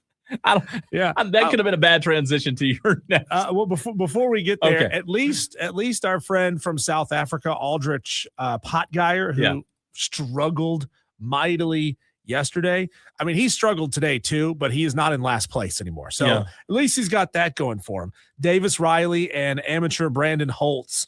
Davis is at plus 18 on the 2 days. He's finished, so he's going home. Brandon Holtz, he's still got 4 holes to go left, and then he's going home. He's an amateur, though. Give him a little bit of grace there. But, you certainly don't want to finish last at the Masters, but it's going to be an American that does it.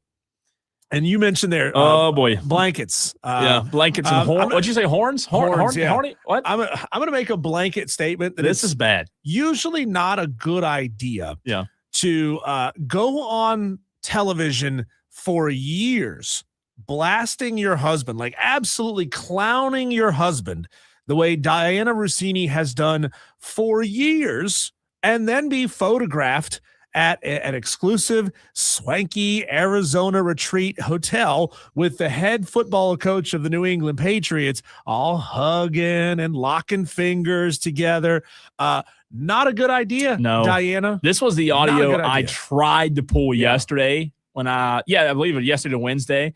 And you have it, or do you play it? I've got it. So I found this. This is, do you want just the audio from when she was on Get Up, or do you want the whole clip? I have the one from when she's on Get Up talking about her husband being average. So yeah. All right. Let me jump to it. I think I have the spot here where we can play that. But believe me, Tolos, there is a 3.5 minute supercut of Diana Rossini sounding like a little bit of a slut. Like a little bit, not a little bit, a lot of a slut. Well, just saying like an a-hole too, you know? I mean, why would you say that? You don't do this. So here's Diana on Get Up. There was another short clip after this as well. If maybe wants to play? Yeah, I got. Are we sure we're on? Yeah, I think so. That's strange. Yeah. Let me try from my end. Try it from your end. Right, I got another way to play this. Let's try this one. Give me a 2, 1, 2, and a 1, 2. Let's try it over here. Ready? Here we go.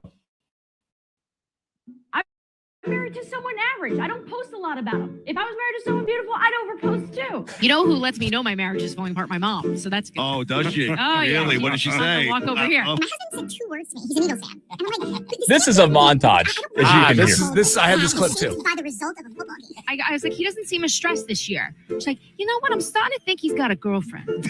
So you can hear Good for him. just constant bashing of her husband all the time. You're a father. Is there something outside football that drives Mike Vrabel nuts? Yes. That he's a very large human being. Her name is Diana. Yes. And the first clip, let me go back to the first clip. That's the one that's telling. And it's short, but here it is again. I'm married to someone average. I don't post a lot about Here it them. is. You got it? I think so. Well, what's going on here? I'm married to someone average. Let's try this. Let's try it another way. I mean, why would you say that, Diesel? Why would you ever say that?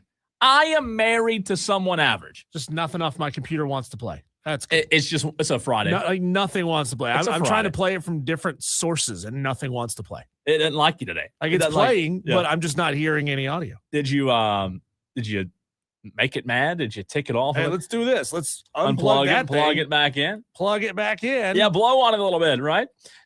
Careful. That's how Diana Rossini got in trouble. Yeah. That's bad though, man. That's bad. Like I don't like that. And then you see them. What was it like a couple days ago? They're at the pool together or something. Her and Mike Vrabel. And by the way, her and Mike Vrabel both married To different people. To different not, people. Not to each other, obviously. Yeah, that's bad, man. You hate to see it. You really do. So we'll see. Yeah, We'll see if anything comes of it. Look, I mean, I'm not here to judge Diana Rossini and her husband's marriage. I don't know what their marital dynamic is like. I mean, maybe they rip on each other at home all the time, and it's just sort of a playful thing that they do. Yeah. And so it's just sort of the thing that you can continue to do on television. But at this point, it comes out to sounding habitual. Yeah, and there's just some things you just don't say on live national television. I mean, some things you wouldn't even say, Diesel, on local radio. My wife's average, my husband's average. Much worse than that on Get Up on a national television show. It's bad. Well, and the way that the entire crew was then laughing at her husband. Oh, it's so funny. Diana's making fun of her husband. Isn't that hilarious? That's not hilarious. That's just cruel at that point. Cringe is what it is, right? It almost sounds like Diana wishes she had married the quarterback of her high school football team, but instead she ended up marrying the smart guy that was going to have a great, stable future and a career, and she kind of regrets it. Now she's working alongside the quarterback, the football players, and she really, wishes she was married to one of them. That's awful. We're going to see if we can get this whole montage piece of audio figured out, Cole, but that's just mean. It's just flat out mean. It is. When we come back, let's do our whip around the sports world. Our Daily Wires coming up next.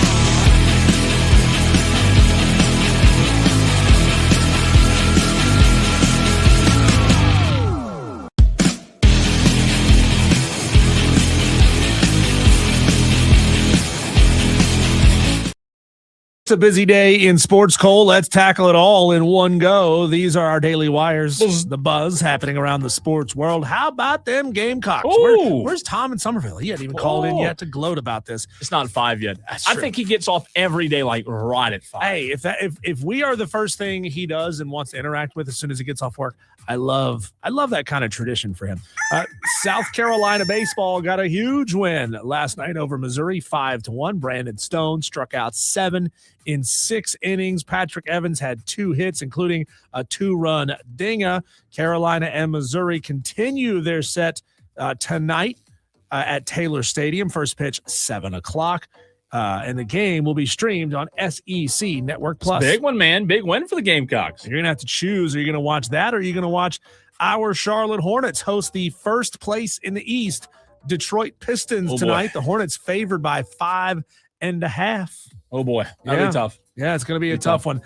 During yesterday's first round at the Masters, 2-time major winner Xander Schauffele got a free drop after his 289-yard drive landed in a patron's merch bag.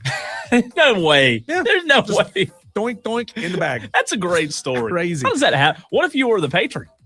Yeah, you get to keep the ball. Oh, that'd be great. You get to keep the ball. I hadn't looked to see where he is as of today, Cole, but yesterday he had a pretty good day. He was 2 under on the day. Xander is even for the round today, so he's still 2 under overall, T15.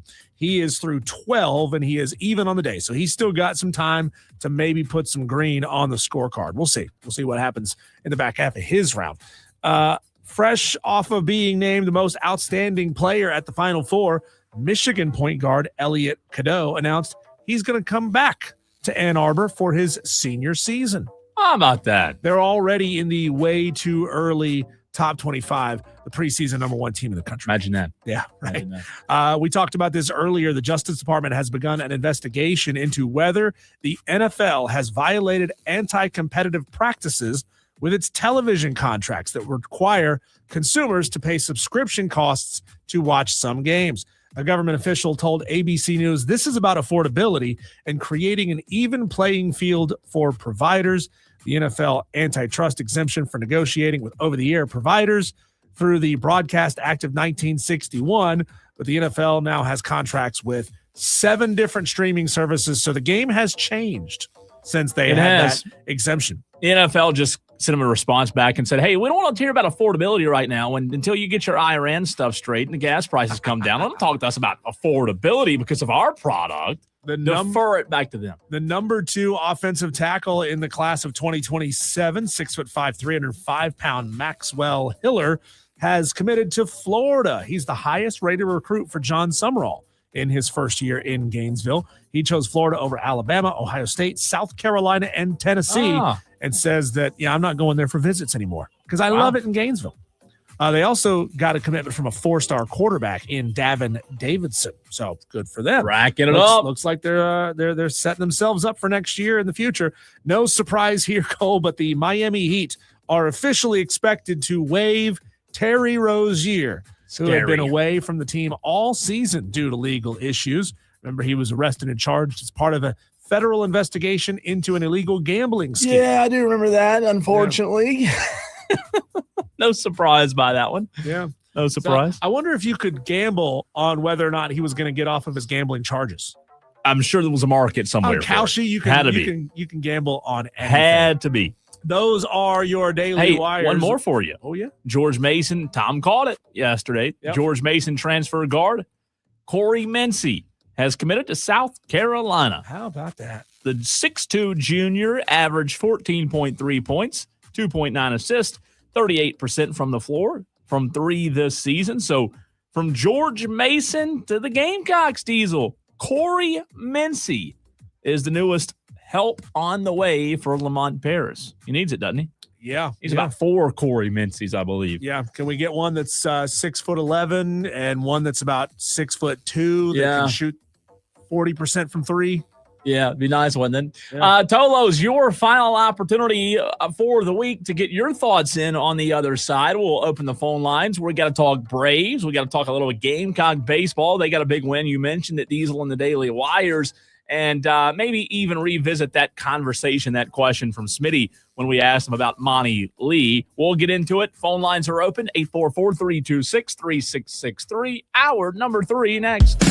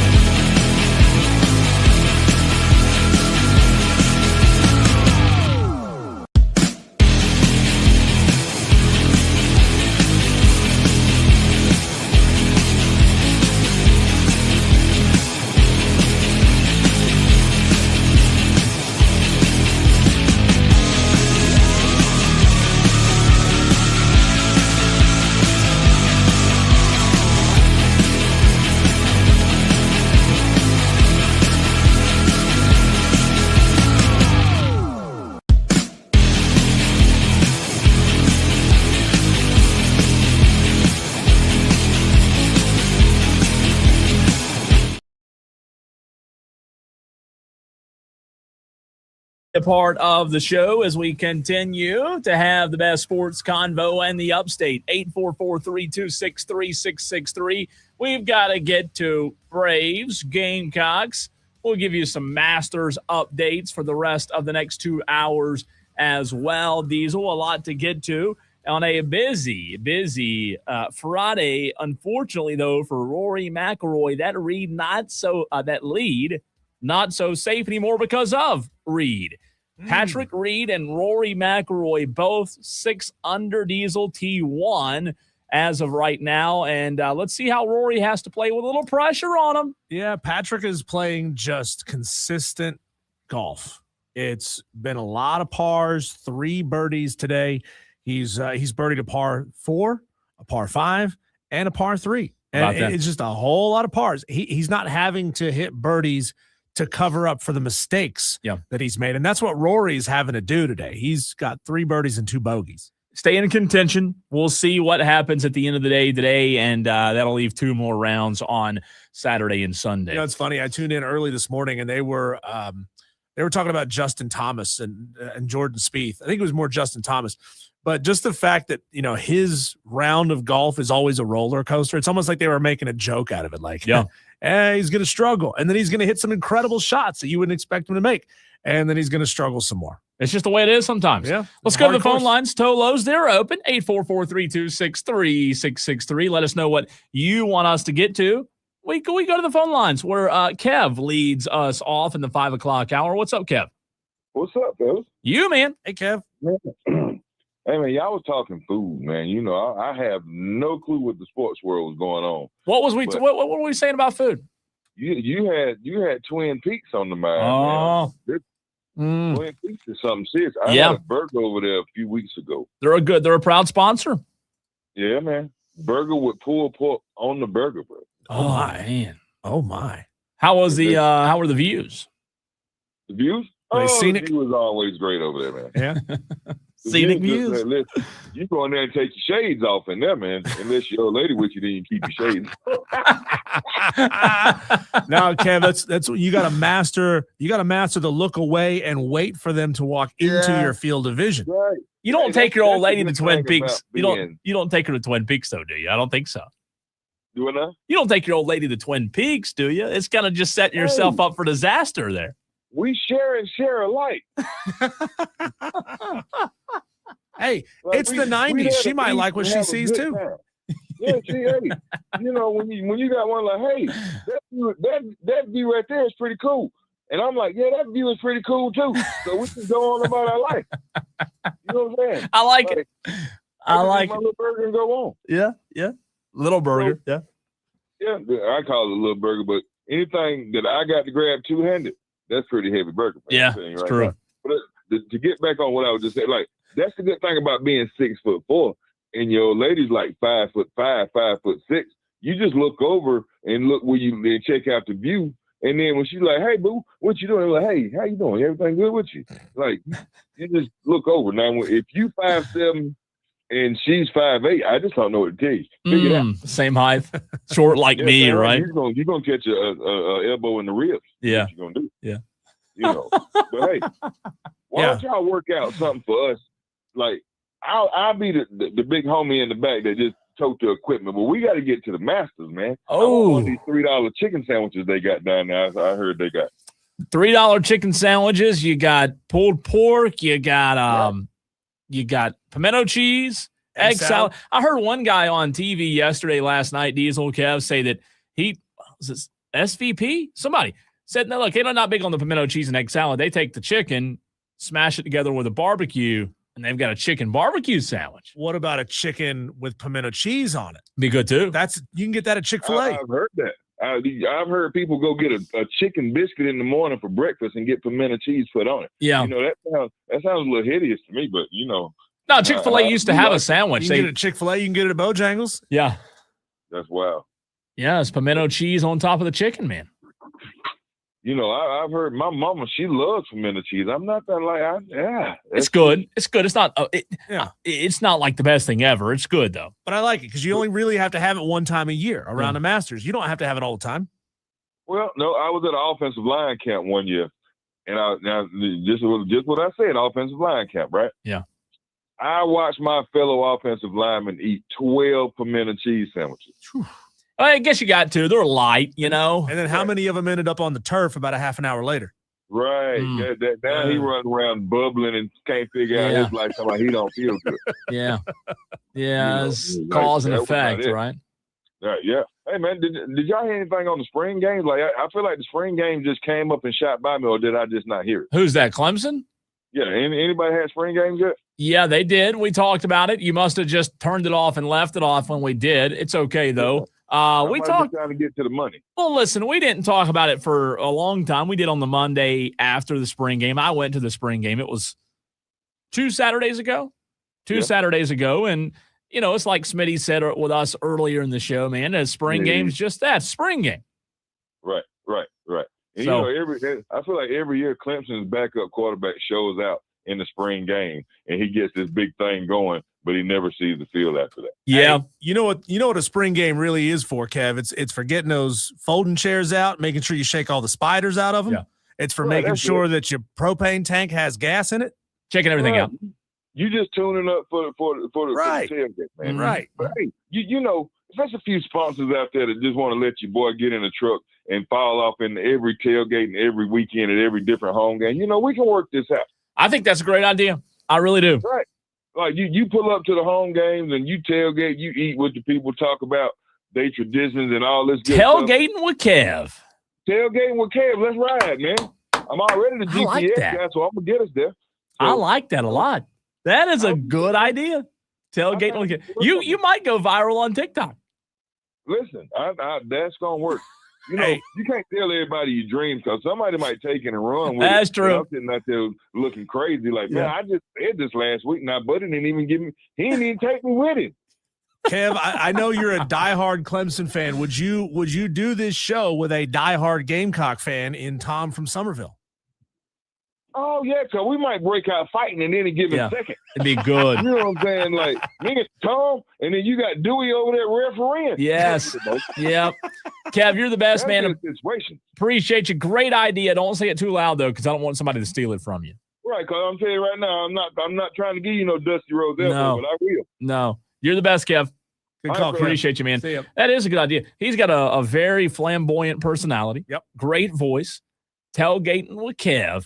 And you got your videographer, right? You go up, you pull up on random tailgates. He makes people laugh. I think it'd be a great idea for Ingles. I mean, that is a great. I think what you do, Kev, is you start it. You do it. You just start it, and then once you get big time, the sponsors they'll come. They'll start falling out of the sky. When you get big time, Kev, don't forget about us. No, please don't forget about us. Well, let's go to Tom in Somerville, who's up next. What's up, Tom? Hey guys, I could go fishing with Kev, and fishing. He can, because the other day y'all asked if who I would take fishing with me, and I said Rick. Well, Kev has entered that conversation because I know he must like food like me, and if he brings the snacks, we're gonna be good. We'll be set. What's your go-to snack fishing, Tom? It really just depends on the day. If it's hot outside, I just like to keep it light, maybe some crackers, something like that. And then when I get off the water, go to the gas station, get a good old chili dog, something like that. Chili dog. Wouldn't it make sense to take gummy worms out there with you? Oh yeah, the sour gummy worms. Sometimes. But he mentioned the pimento cheese. Pimento cheese. I know it's supposed to be all that and the other, but see, it's got mayonnaise in it, and mayonnaise is disgusting. Oh, Tom, get out of here with that. That's the first terrible thing you've ever said on this show. Get out of here, Tom. Mayonnaise is disgusting. No. And whoever invented mayonnaise deserves to be fired. Tom, do you like eggs? I do like eggs. Do you like olive oil? I do, not by itself. Well, I mean, not by itself, but just generally speaking, do you have a positive feeling about olive oil? Yeah, I use it to cook. Okay, what about spices and twang? Because Duke's got all that stuff. Yeah, I like a little salt and pepper. Yeah. God, done like mayonnaise. That's pretty bad, Tom. Jeez. At least you didn't tell us you like Hellman's. No. I'd rather say there's no such thing as good mayonnaise. I'd rather you say you don't like mayonnaise at all than say you prefer Hellman's. But you know what I will say, though? I mean, I'm with you on Duke's over Hellman's, but if there's no mayonnaise and I have to eat Hellman's, I'll definitely eat it. Of course. I got to have mayonnaise on a lot of things. You got to have pimento cheese without the mayonnaise. Without the mayonnaise. That's cheese. No, you got to use. You got it's still got pimentos, but you got to use. So it's just pimentos. Greek yogurt. Oh God! Yogurt. Your wife's too much of an influence on you, Tom. I'm telling you, sprinkle in a little ranch season, and it's good. What'd you just say? I mean, I want to be healthy, but I don't want to be that healthy. I don't want to be healthy that bad. Did Tom almost? By any means. Did you almost f-bomb, Tom? Tom, he almost Shane Barrett it. Did you f-bomb almost? Maybe. I heard f-foot. I heard foot. Tom said foot. We'll just pretend I said food. And I caught myself. You did catch yourself. Yeah, you did. That's good. Good job. Hey, how about that commit today? There's more coming. Yeah. Y'all better strap. Y'all better put the seatbelt on. Buckle up, because Lamont is coming. Hey, Tom, 8th place is going to look good on y'all next year. And the Gamecock baseball team won last night. Yes, they did. They won. And, Diesel, 8th place. 8th place would be fine by me. Better than what they are. If they finish in 8th place, then they're going to be in the NCAA tournament. Yeah, maybe so. There you go. Tom, you're the best, man. Appreciate you. Go Gamecocks. Clemson sucks. Y'all have a good weekend. God, that was close. That guy's crazy. Close. That was the closest we've ever been. Oh, my God. Fudge. Now we got mayonnaise slang on this show. Tom spoken into existence. Keith and TR text in and says, Tom's right. Mayo is terrible. It's Keith, not terrible. You're terrible. You're terrible. How do you eat a chicken sandwich? Let's say from Chick-fil-A. They got a good chicken sandwich. How do you eat a chicken sandwich without mayonnaise? You got to have some moisture on it, right? It's got to have some moisture. That's what the mayonnaise does. You've got to. Twang. It's so good. All right, we're going to get to the Braves, I promise. Cocky for a reason up next. What's up, Cocky? Mayo's good, but aioli is better. Oh, bougie. Yeah, it's just fancy mayo. It is. You take the Dukes, right? Mm-hmm. And you put it in a little cup, and then you get your sriracha out, and you squeeze on the sriracha. What do you do? It's aioli. You squish it. But add that little bit of sriracha turns it from mayo to aioli. I don't know that I would like that. Spicy kind of. It's spicy. Oh, it's sriracha, baby. Yeah, I don't know. Why would you ruin mayonnaise though? Man, it's so good. Oh, I do mayonnaise too. I'm saying, but it's got to be Dukes. It is better.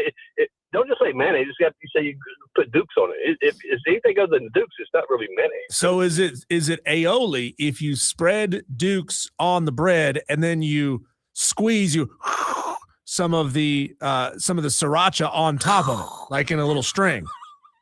Does that count as aioli? It does if you take your bread, put it on there, and then you circle it around 2 times. I got you. And that mix it up. Yeah, there's aioli. Hey, so what you're saying is in elementary school when we mixed our ketchup and mustard together, that was aioli? No, not mustard. It's got to be mayo. Okay. And when's the steaks being cooked? Tomorrow? Maybe tonight, but probably tomorrow. Okay. Send video. Yeah, send video. I'll send video because I got a reverse sear. I cannot grill that sucker. That sucker it'll be burnt on the end. Hey, severely by the time the middle gets medium rare. You'd empty a whole tank of gas trying to cook that thing. It's huge. Yeah, it's a big one. It's a big one. Yeah. Thanks, Cocky. Thanks, Cocky. Appreciate you as always. 844-326-3663. We go to Rick and Greer, who wants to get in on the conversation. What do you say, Rick? Are you still talking to Cocky after what he done with his steak? I know. I shouldn't. He tricked Cole into buying a steak for his wife. That's bad. Get him, Rick. Get him. But I know where Dewey is now. Dewey texted me last night. He got my number somehow. Okay. He texted you. He's in an old folks home or retirement home. I'm gonna go visit him.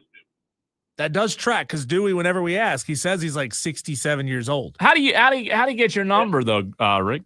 I don't know, but he texted me and he said, "This is Dewey." Text me. I texted him and he said, "I don't want nobody to know it, but I'm in an old folks home.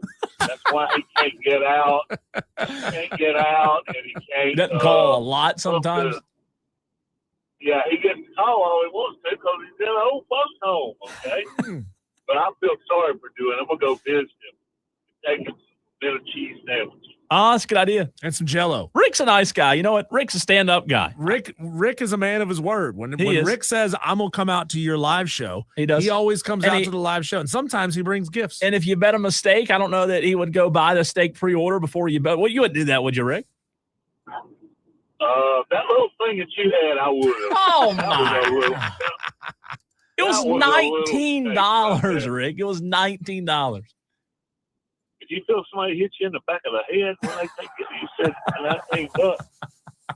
$19. Rick, you're the man. Appreciate the phone call. Thanks, Rick. Yeah. Now Rick's teamed up with Cocky for a reason. I thought he was on my side. Now I'm getting slandered over here because I bought too small of a steak. I hope Cocky for a reason's wife is going to still be full after that putrid little steak that I bought. That was a big steak. It was good.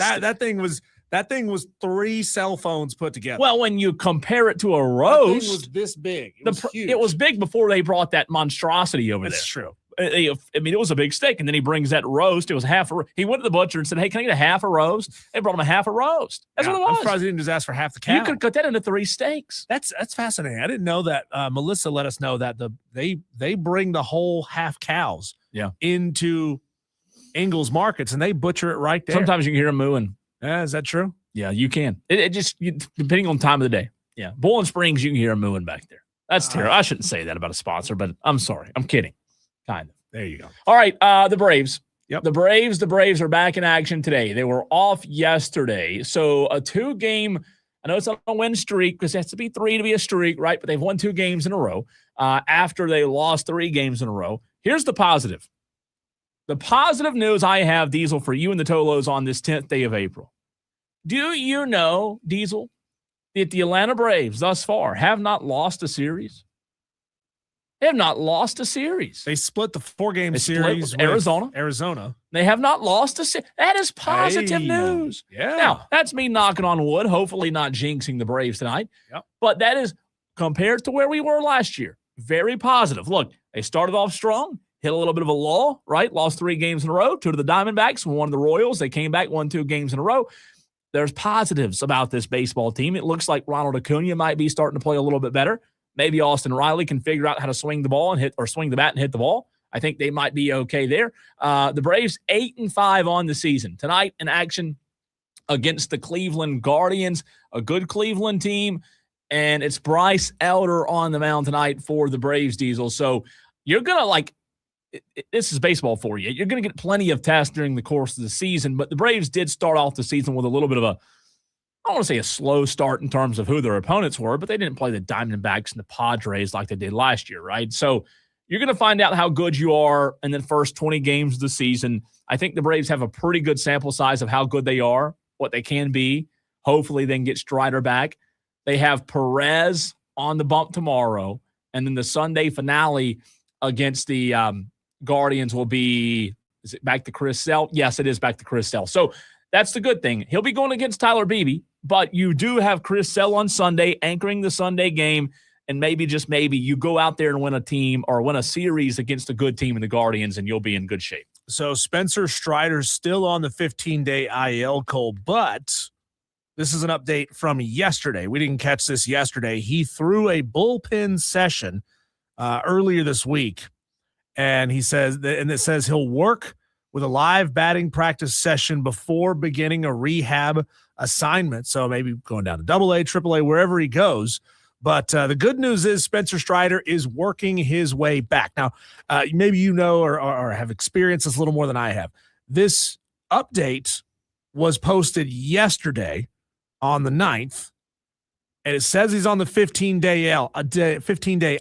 I don't know if that means 15 days starts again. It can change from yesterday. It can change. But the good news is he is throwing again. He is not having issues while throwing, and the process is ongoing to get Spencer Strider back. Yeah, it can change. It's just you got to work through the process of coming back, right? Getting that arm right. And look, it's like I said a couple of weeks ago, this Braves team, they're getting some guys back here in the next couple of weeks. And, they have a couple of guys who are out for much longer, unfortunately, but you're going to have to play with what you have. The fact of the matter is still a very good lineup, still good enough to win games. They're 8-5. That's a lot better. By the way, first in the NL East right now. First place Braves. Hey. Say that out loud. Hey. First place Braves. Hadn't lost a series this year. And I know it's just April 10th. You still have the entire season to go, but let's take the positives. It's a lot better start, Diesel, this year than it was last year. Texter says, who puts mayo on a chicken sandwich? I don't know. The whole world? I've never put mayo on a chicken sandwich from like Chick-fil-A. You haven't? But if I'm making one at home, I absolutely do. Mayonnaise on a Chick-fil-A sandwich is life-changing. Truth is, like, most of the time, 95% of the time I'm eating Chick-fil-A, I'm eating it while driving. And I don't want to have, because I drive a manual. Yeah. A lot to do with my right hand. Yeah. I've never thought about that. I eat it plain. I eat everything plain, which stinks because it's not the best way to do it. No. I know that it can taste better, but I can't have like sauces floating around all over the place. And I want to eat it while it's fresh, like right out of the window. Yeah, go inside and eat. Go inside. The trick is Chick-fil-A sandwich, regular or spicy, gets mayonnaise. It's always spicy. Me too. The Always fries are dipped in Chick-fil-A sauce, and the nuggets and strips are dipped in Polynesian sauce. Interesting. I love Polynesian sauce. To me, spicy sandwich with Polynesian sauce on it is phenomenal. And here's what I like to do, Cole. This is big brain Diesel thought here. You take your ketchup. This is where you got time. You got a table, right? Take your ketchup. You put your salt and pepper in the ketchup. That way it sticks to the ketchup, and it doesn't fall off the French fry. But you never go get ketchup at Chick-fil-A. I do every time. No, you got to dip the fries in the Chick-fil-A sauce. It's so good. I like it. Cole, when we come back, got a little audio from old Gary Player. He wants to make some big-time changes to the Masters. And what's going on mentally with one of the, pre-Masters favorites that's kind of taking him out already in this tournament. We'll get to that next.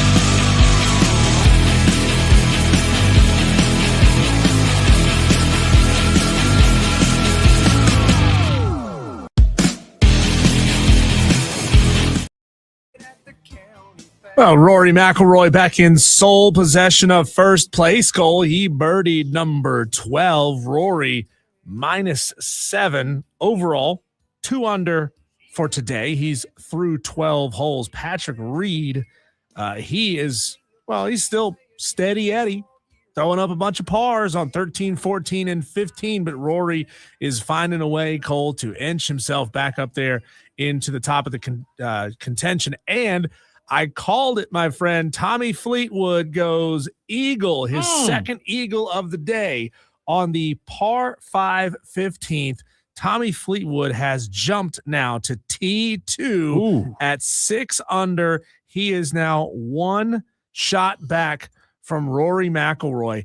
And I don't like, Cole, how many of these white flags with a red cross through it I'm seeing at the top of the leaderboard. But you got Rory from Northern Ireland that shares a very similar flag to the English flag. Tommy Fleetwood is English at T2. Justin Rose is English at T4. And Terrell Hatton is English at T7. What are we doing here? They're playing good. And you know, Rory, like, you keep doing what you're doing. You just in the matter of time you read that off, he goes from 7 under to 8 under. Whoa. Look at that. How about that? I'm telling you, Rory. So it all comes down to how you rebound. You got to look at what he did earlier in the day. He birdied the par 3 on hole 4. Okay, he comes back on the second 9, the third par 3 of the day on hole 12, and birdies that one. And then you get really tested because you go from the par 3 to the par 5. He birdies the par 5. So he's birdied 2 in a row after the bogey on 10. He comes back and pars 11, birdies 12, birdies 13. And yeah, you have hiccups. What I say earlier in the show, bogeys are okay. Bogeys aren't going to kill you. You can live with bogeys. Now, you can't live with what Bryson has done, right? That'll get you buried pretty far down. But now, Diesel, you look, he's got a 2-shot lead on Reed and Fleetwood. Patrick Reed's been phenomenal today. Phenomenal. And Tommy Fleetwood, you just mentioned, you eagle 2 holes. You ought to be at the top of the leaderboard, right? And the Eagles are something that Gary Player has a problem with, Cole. As a matter of fact, there have been, 5, 10, 13, 14 Eagles scored today at the Masters. 3 on the par 5 second. There have been 5 Eagles on the par 5 8th, 5 Eagles on the par 5 13th, and 1 on 15. And Gary Player says enough is enough, man. There's only so much we can do to the course to make the course harder and more Tiger-proof-esque. But the problem is these guys are going to keep on getting bigger and stronger and able to hit the ball farther and farther. Yeah. Gary Player says, enough with that mess. We got to do something to the golf balls. I don't know, man. Like, we've had this conversation not this past year. 2 years ago, you and I had the conversation when they played the PGA Tour at, was it Valhalla? What's the really tough course that just kicks everybody's butt? Everybody always finishes like +5 or 6. Even the winners are +5 or 6. Yeah, it's +5 or 6. And you know, like, I don't know. When it comes to making the courses more difficult, and I understand with Augusta, he wants to change the balls. I get it, but let's just let this thing play out sometimes. And, you know, are you going to engineer the outcome you want? Right. By changing the balls or changing the course? I don't know that you are. Well, it's like it's like Jurassic Park. Life finds a way. You cannot engineer the outcome that you want. Cole, if you would put me in, turn me on there. Whoa, what'd you say? Hey, what do you want me to do? What do you want me to do? As Tom in Somerville says. Here's Gary talking about what he wants to do to the balls. The ball should be cut back 60 yards, only for professional golf. Let's leave amateur golf as it is. They're the heart of the game. The professional golf is not. But in regards to professional golf, cut the ball back 60 yards. It's a tragedy. We've got away from the concept of golf when it started originally, a par 5, a par 4, and a par 3. There is no such thing as a par 5 in the world today. We saw Rory hit a 7-iron last year when he won the Masters. They're hitting 8 irons and 7 irons to par 5s. Now, I remember Jack, who was as long as anybody playing golf today other than DeChambeau, that the third hole is vivid in my mind. He used to drive in a wedge. Now they drive over the green. So we're in our infancy. We've never had a big man play golf of note. Wait until LeBron James comes out, Michael Jordan, and they are, because incentivization is so great. There's so much money that people around the world are exercising and going to the gym, which originally I was criticized and condemned for doing that. They're lifting weights now. They'll drive the first green here very easily. They're going to be driving many, many par fours. So where are we going? And now, but here's the crucial thing. The amount of money that we're spending around the world probably relates to $100 million, whatever the figure is, it's exorbitant. They're putting that money into making golf courses longer. We're running out of water in the world. It's fertilization. Machinery is so expensive. Labor, oil, whatever you want to put in there. I don't think that extending the par fives by 60, 70, 80 yards is soaking up the world's water supply. Yeah. But the point is you shouldn't be able to eagle this many par fives. Well, why didn't you lift weights then, Gary? Like, why weren't you stronger? I don't care. They don't get mad because these guys are strong. And they were playing with hickory stick shafts. He said there's going to be a big golf. Bryson's like the biggest golfer, one of the biggest golfers. Patrick Reed's a pretty big guy. I mean, but think about the day when a guy who would normally be playing lineman for South Carolina is instead saying, you know what, I'm going to go be a golfer because it's a lot less abuse on my body. And I'm huge. I'm 6'8", 285 pounds, and I can absolutely crush a golf ball off the tee. It's an interesting conversation. Just dead in the golf ball. And maybe I'm the wrong person to ask because I don't play golf. I probably am. For those that do, I mean, Corn Chip texted in earlier. He was going to play golf. Yesterday, Cocky for a reason called us on the way to play golf. You play. I don't play golf. So I'm the wrong person to ask there, but I will give you my opinion. Why are we changing it just because Gary was short, fat, and out of shape? I mean, go lift weights, Gary, if you want to hit the ball further, I mean, and cut this whole thing out we do on Thursday mornings where we let these dead weight guys come out. I'm going to piss everybody off. But these old guys come out here and just, I mean, did you see, was it Gary? Jack about killed somebody. Yeah. What, I mean, off the tee shot. What are we doing? He hooked one hard. Oh, it's a tradition of the Masters. We got to have these 90. But it's an honor to have your skull bashed in by Jack Nicklaus. It is. You don't understand. Give them a breakfast or something. Give them one of those fancy breakfast things that y'all bougie people eat. Omelets? No.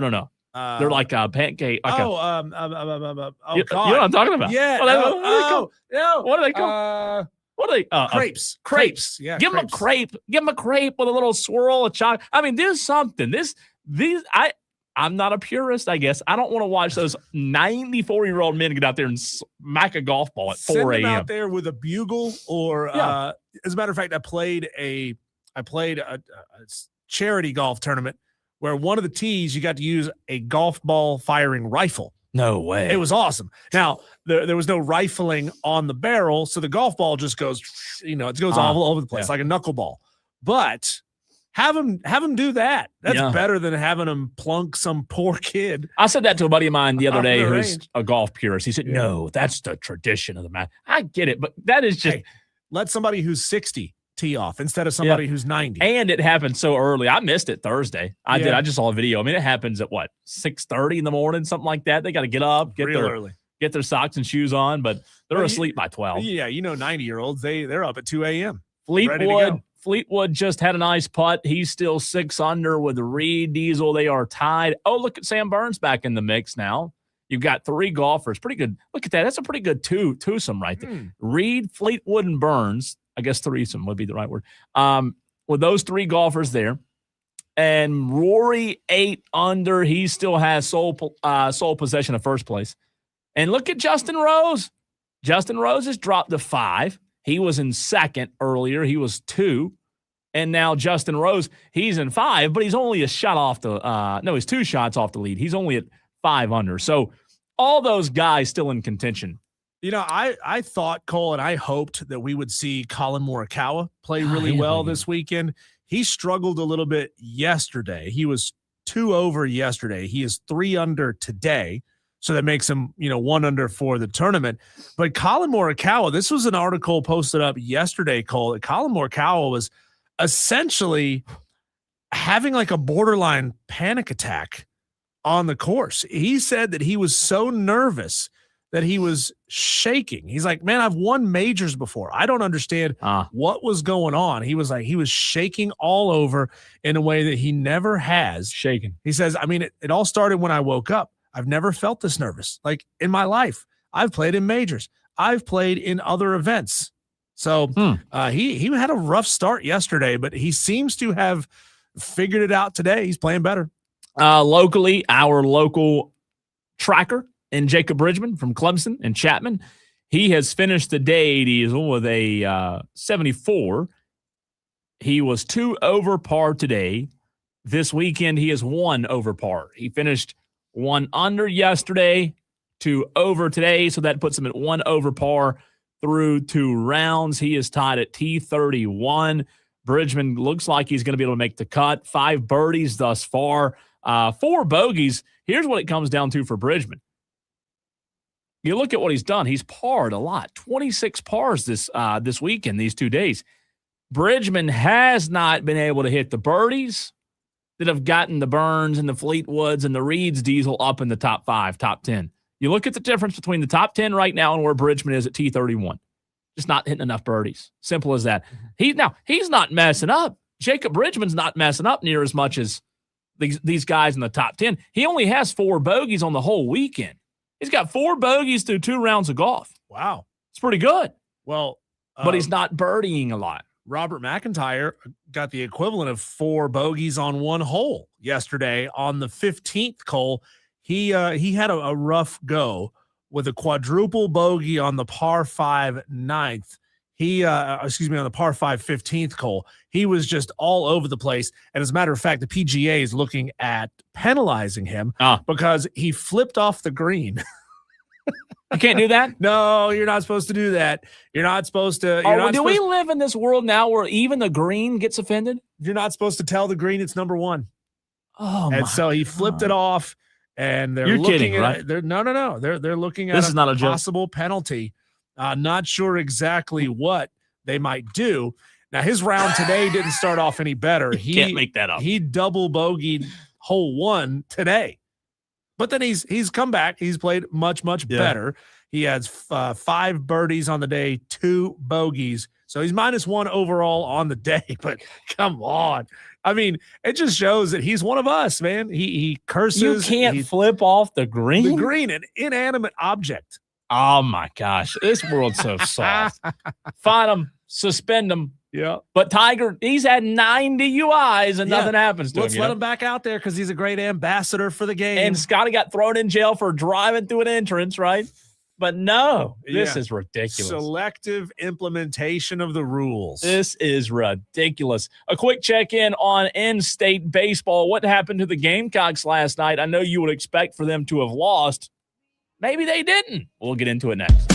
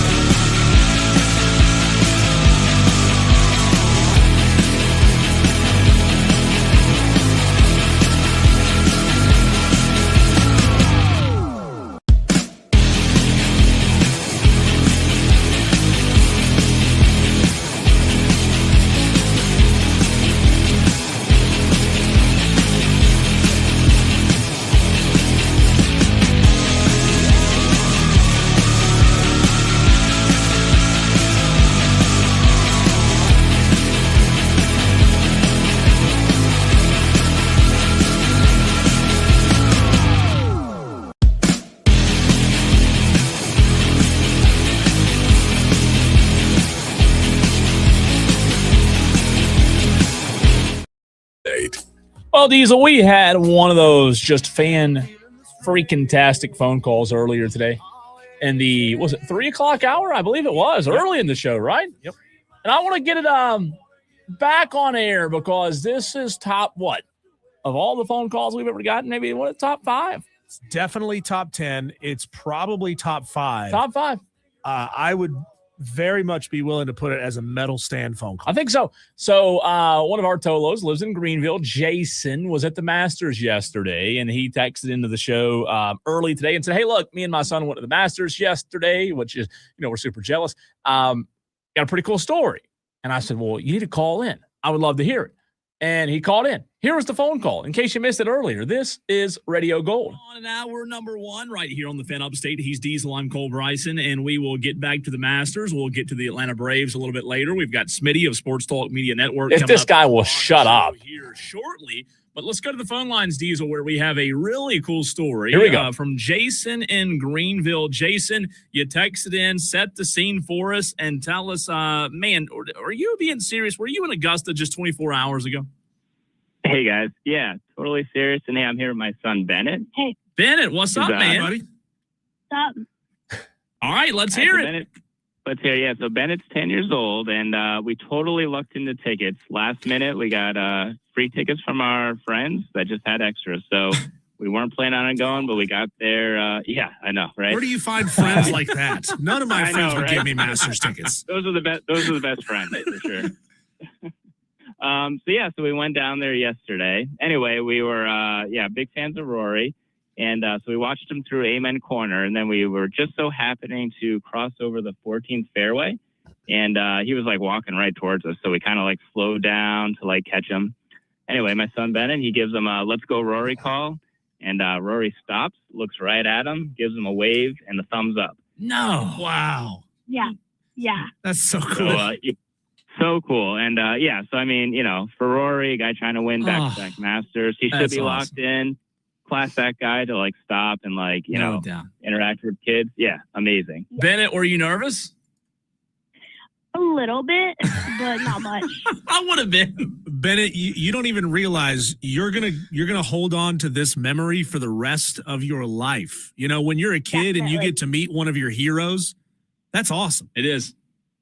Yeah. So you're a Rory fan. How long have you been a Rory fan for, Bennett? Like all my life. Really? Why though? Why Rory? Yeah. I don't know. Just one of the best, right? One of the best. I'm with you. We talk about Rory, and he's playing well, and he's feeling confident when he's got the long strides and a little bit of bounce in his step. That's how you know Rory's feeling really good. Yeah.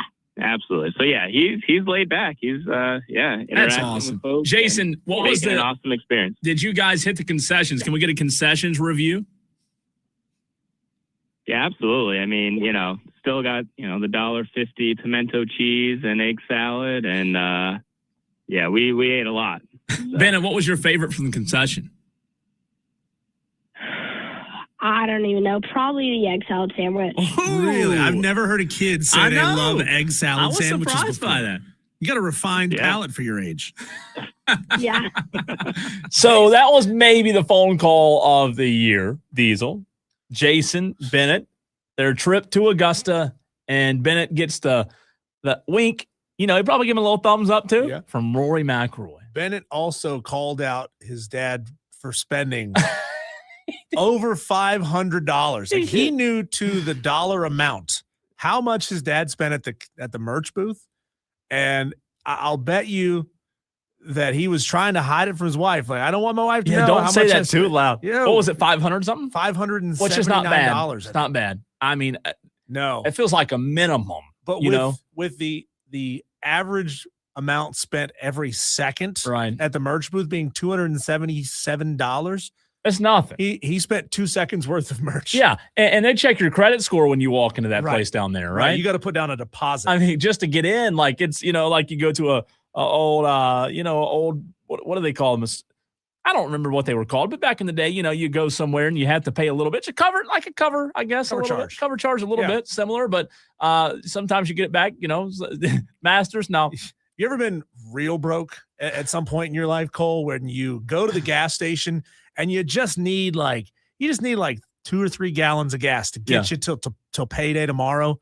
And then the thing says, sorry, we can't pre-authorize for the $50 we need to pre-authorize your card for. Like, I'm not trying to get $50 worth of gas. The hell is wrong with you? The same thing. There. All I need is like $10 worth of gas. It's pretty bad. But that's awesome, though. I would like to be able to go and say I only spent $500 in the store. Like, if that would you don't have discipline in that. You wouldn't have discipline in that those, here's what I don't have discipline in. Those polos, I don't know that I'd have any discipline there. The polo shirts. I think I could walk out of there only buying one thing. You think so? I'll bet you I could do it. I don't know. I'll bet you I could do it. That would be tough. I would be probably, I mean, it feels like $1,000 might be the minimum in there just to drop $1,000 in the store. I don't think they'll let you in unless you promise to spend $1,000. That's what I'm saying. It's crazy, but great call, Jason and Bennett. Really appreciate it. If anybody else is going out there this weekend, let us know. Let us know. Tell us about the haul that you brought home from Augusta. When we come back, Cole, let's dive into a conversation with our good friend Smitty, Matt Smith of Sports Talk Media Network. We'll talk to him about the Masters. We'll talk to him about South Carolina baseball, Clemson baseball, spring games, all kinds of things. A wide-ranging conversation with Matt Smith coming up next.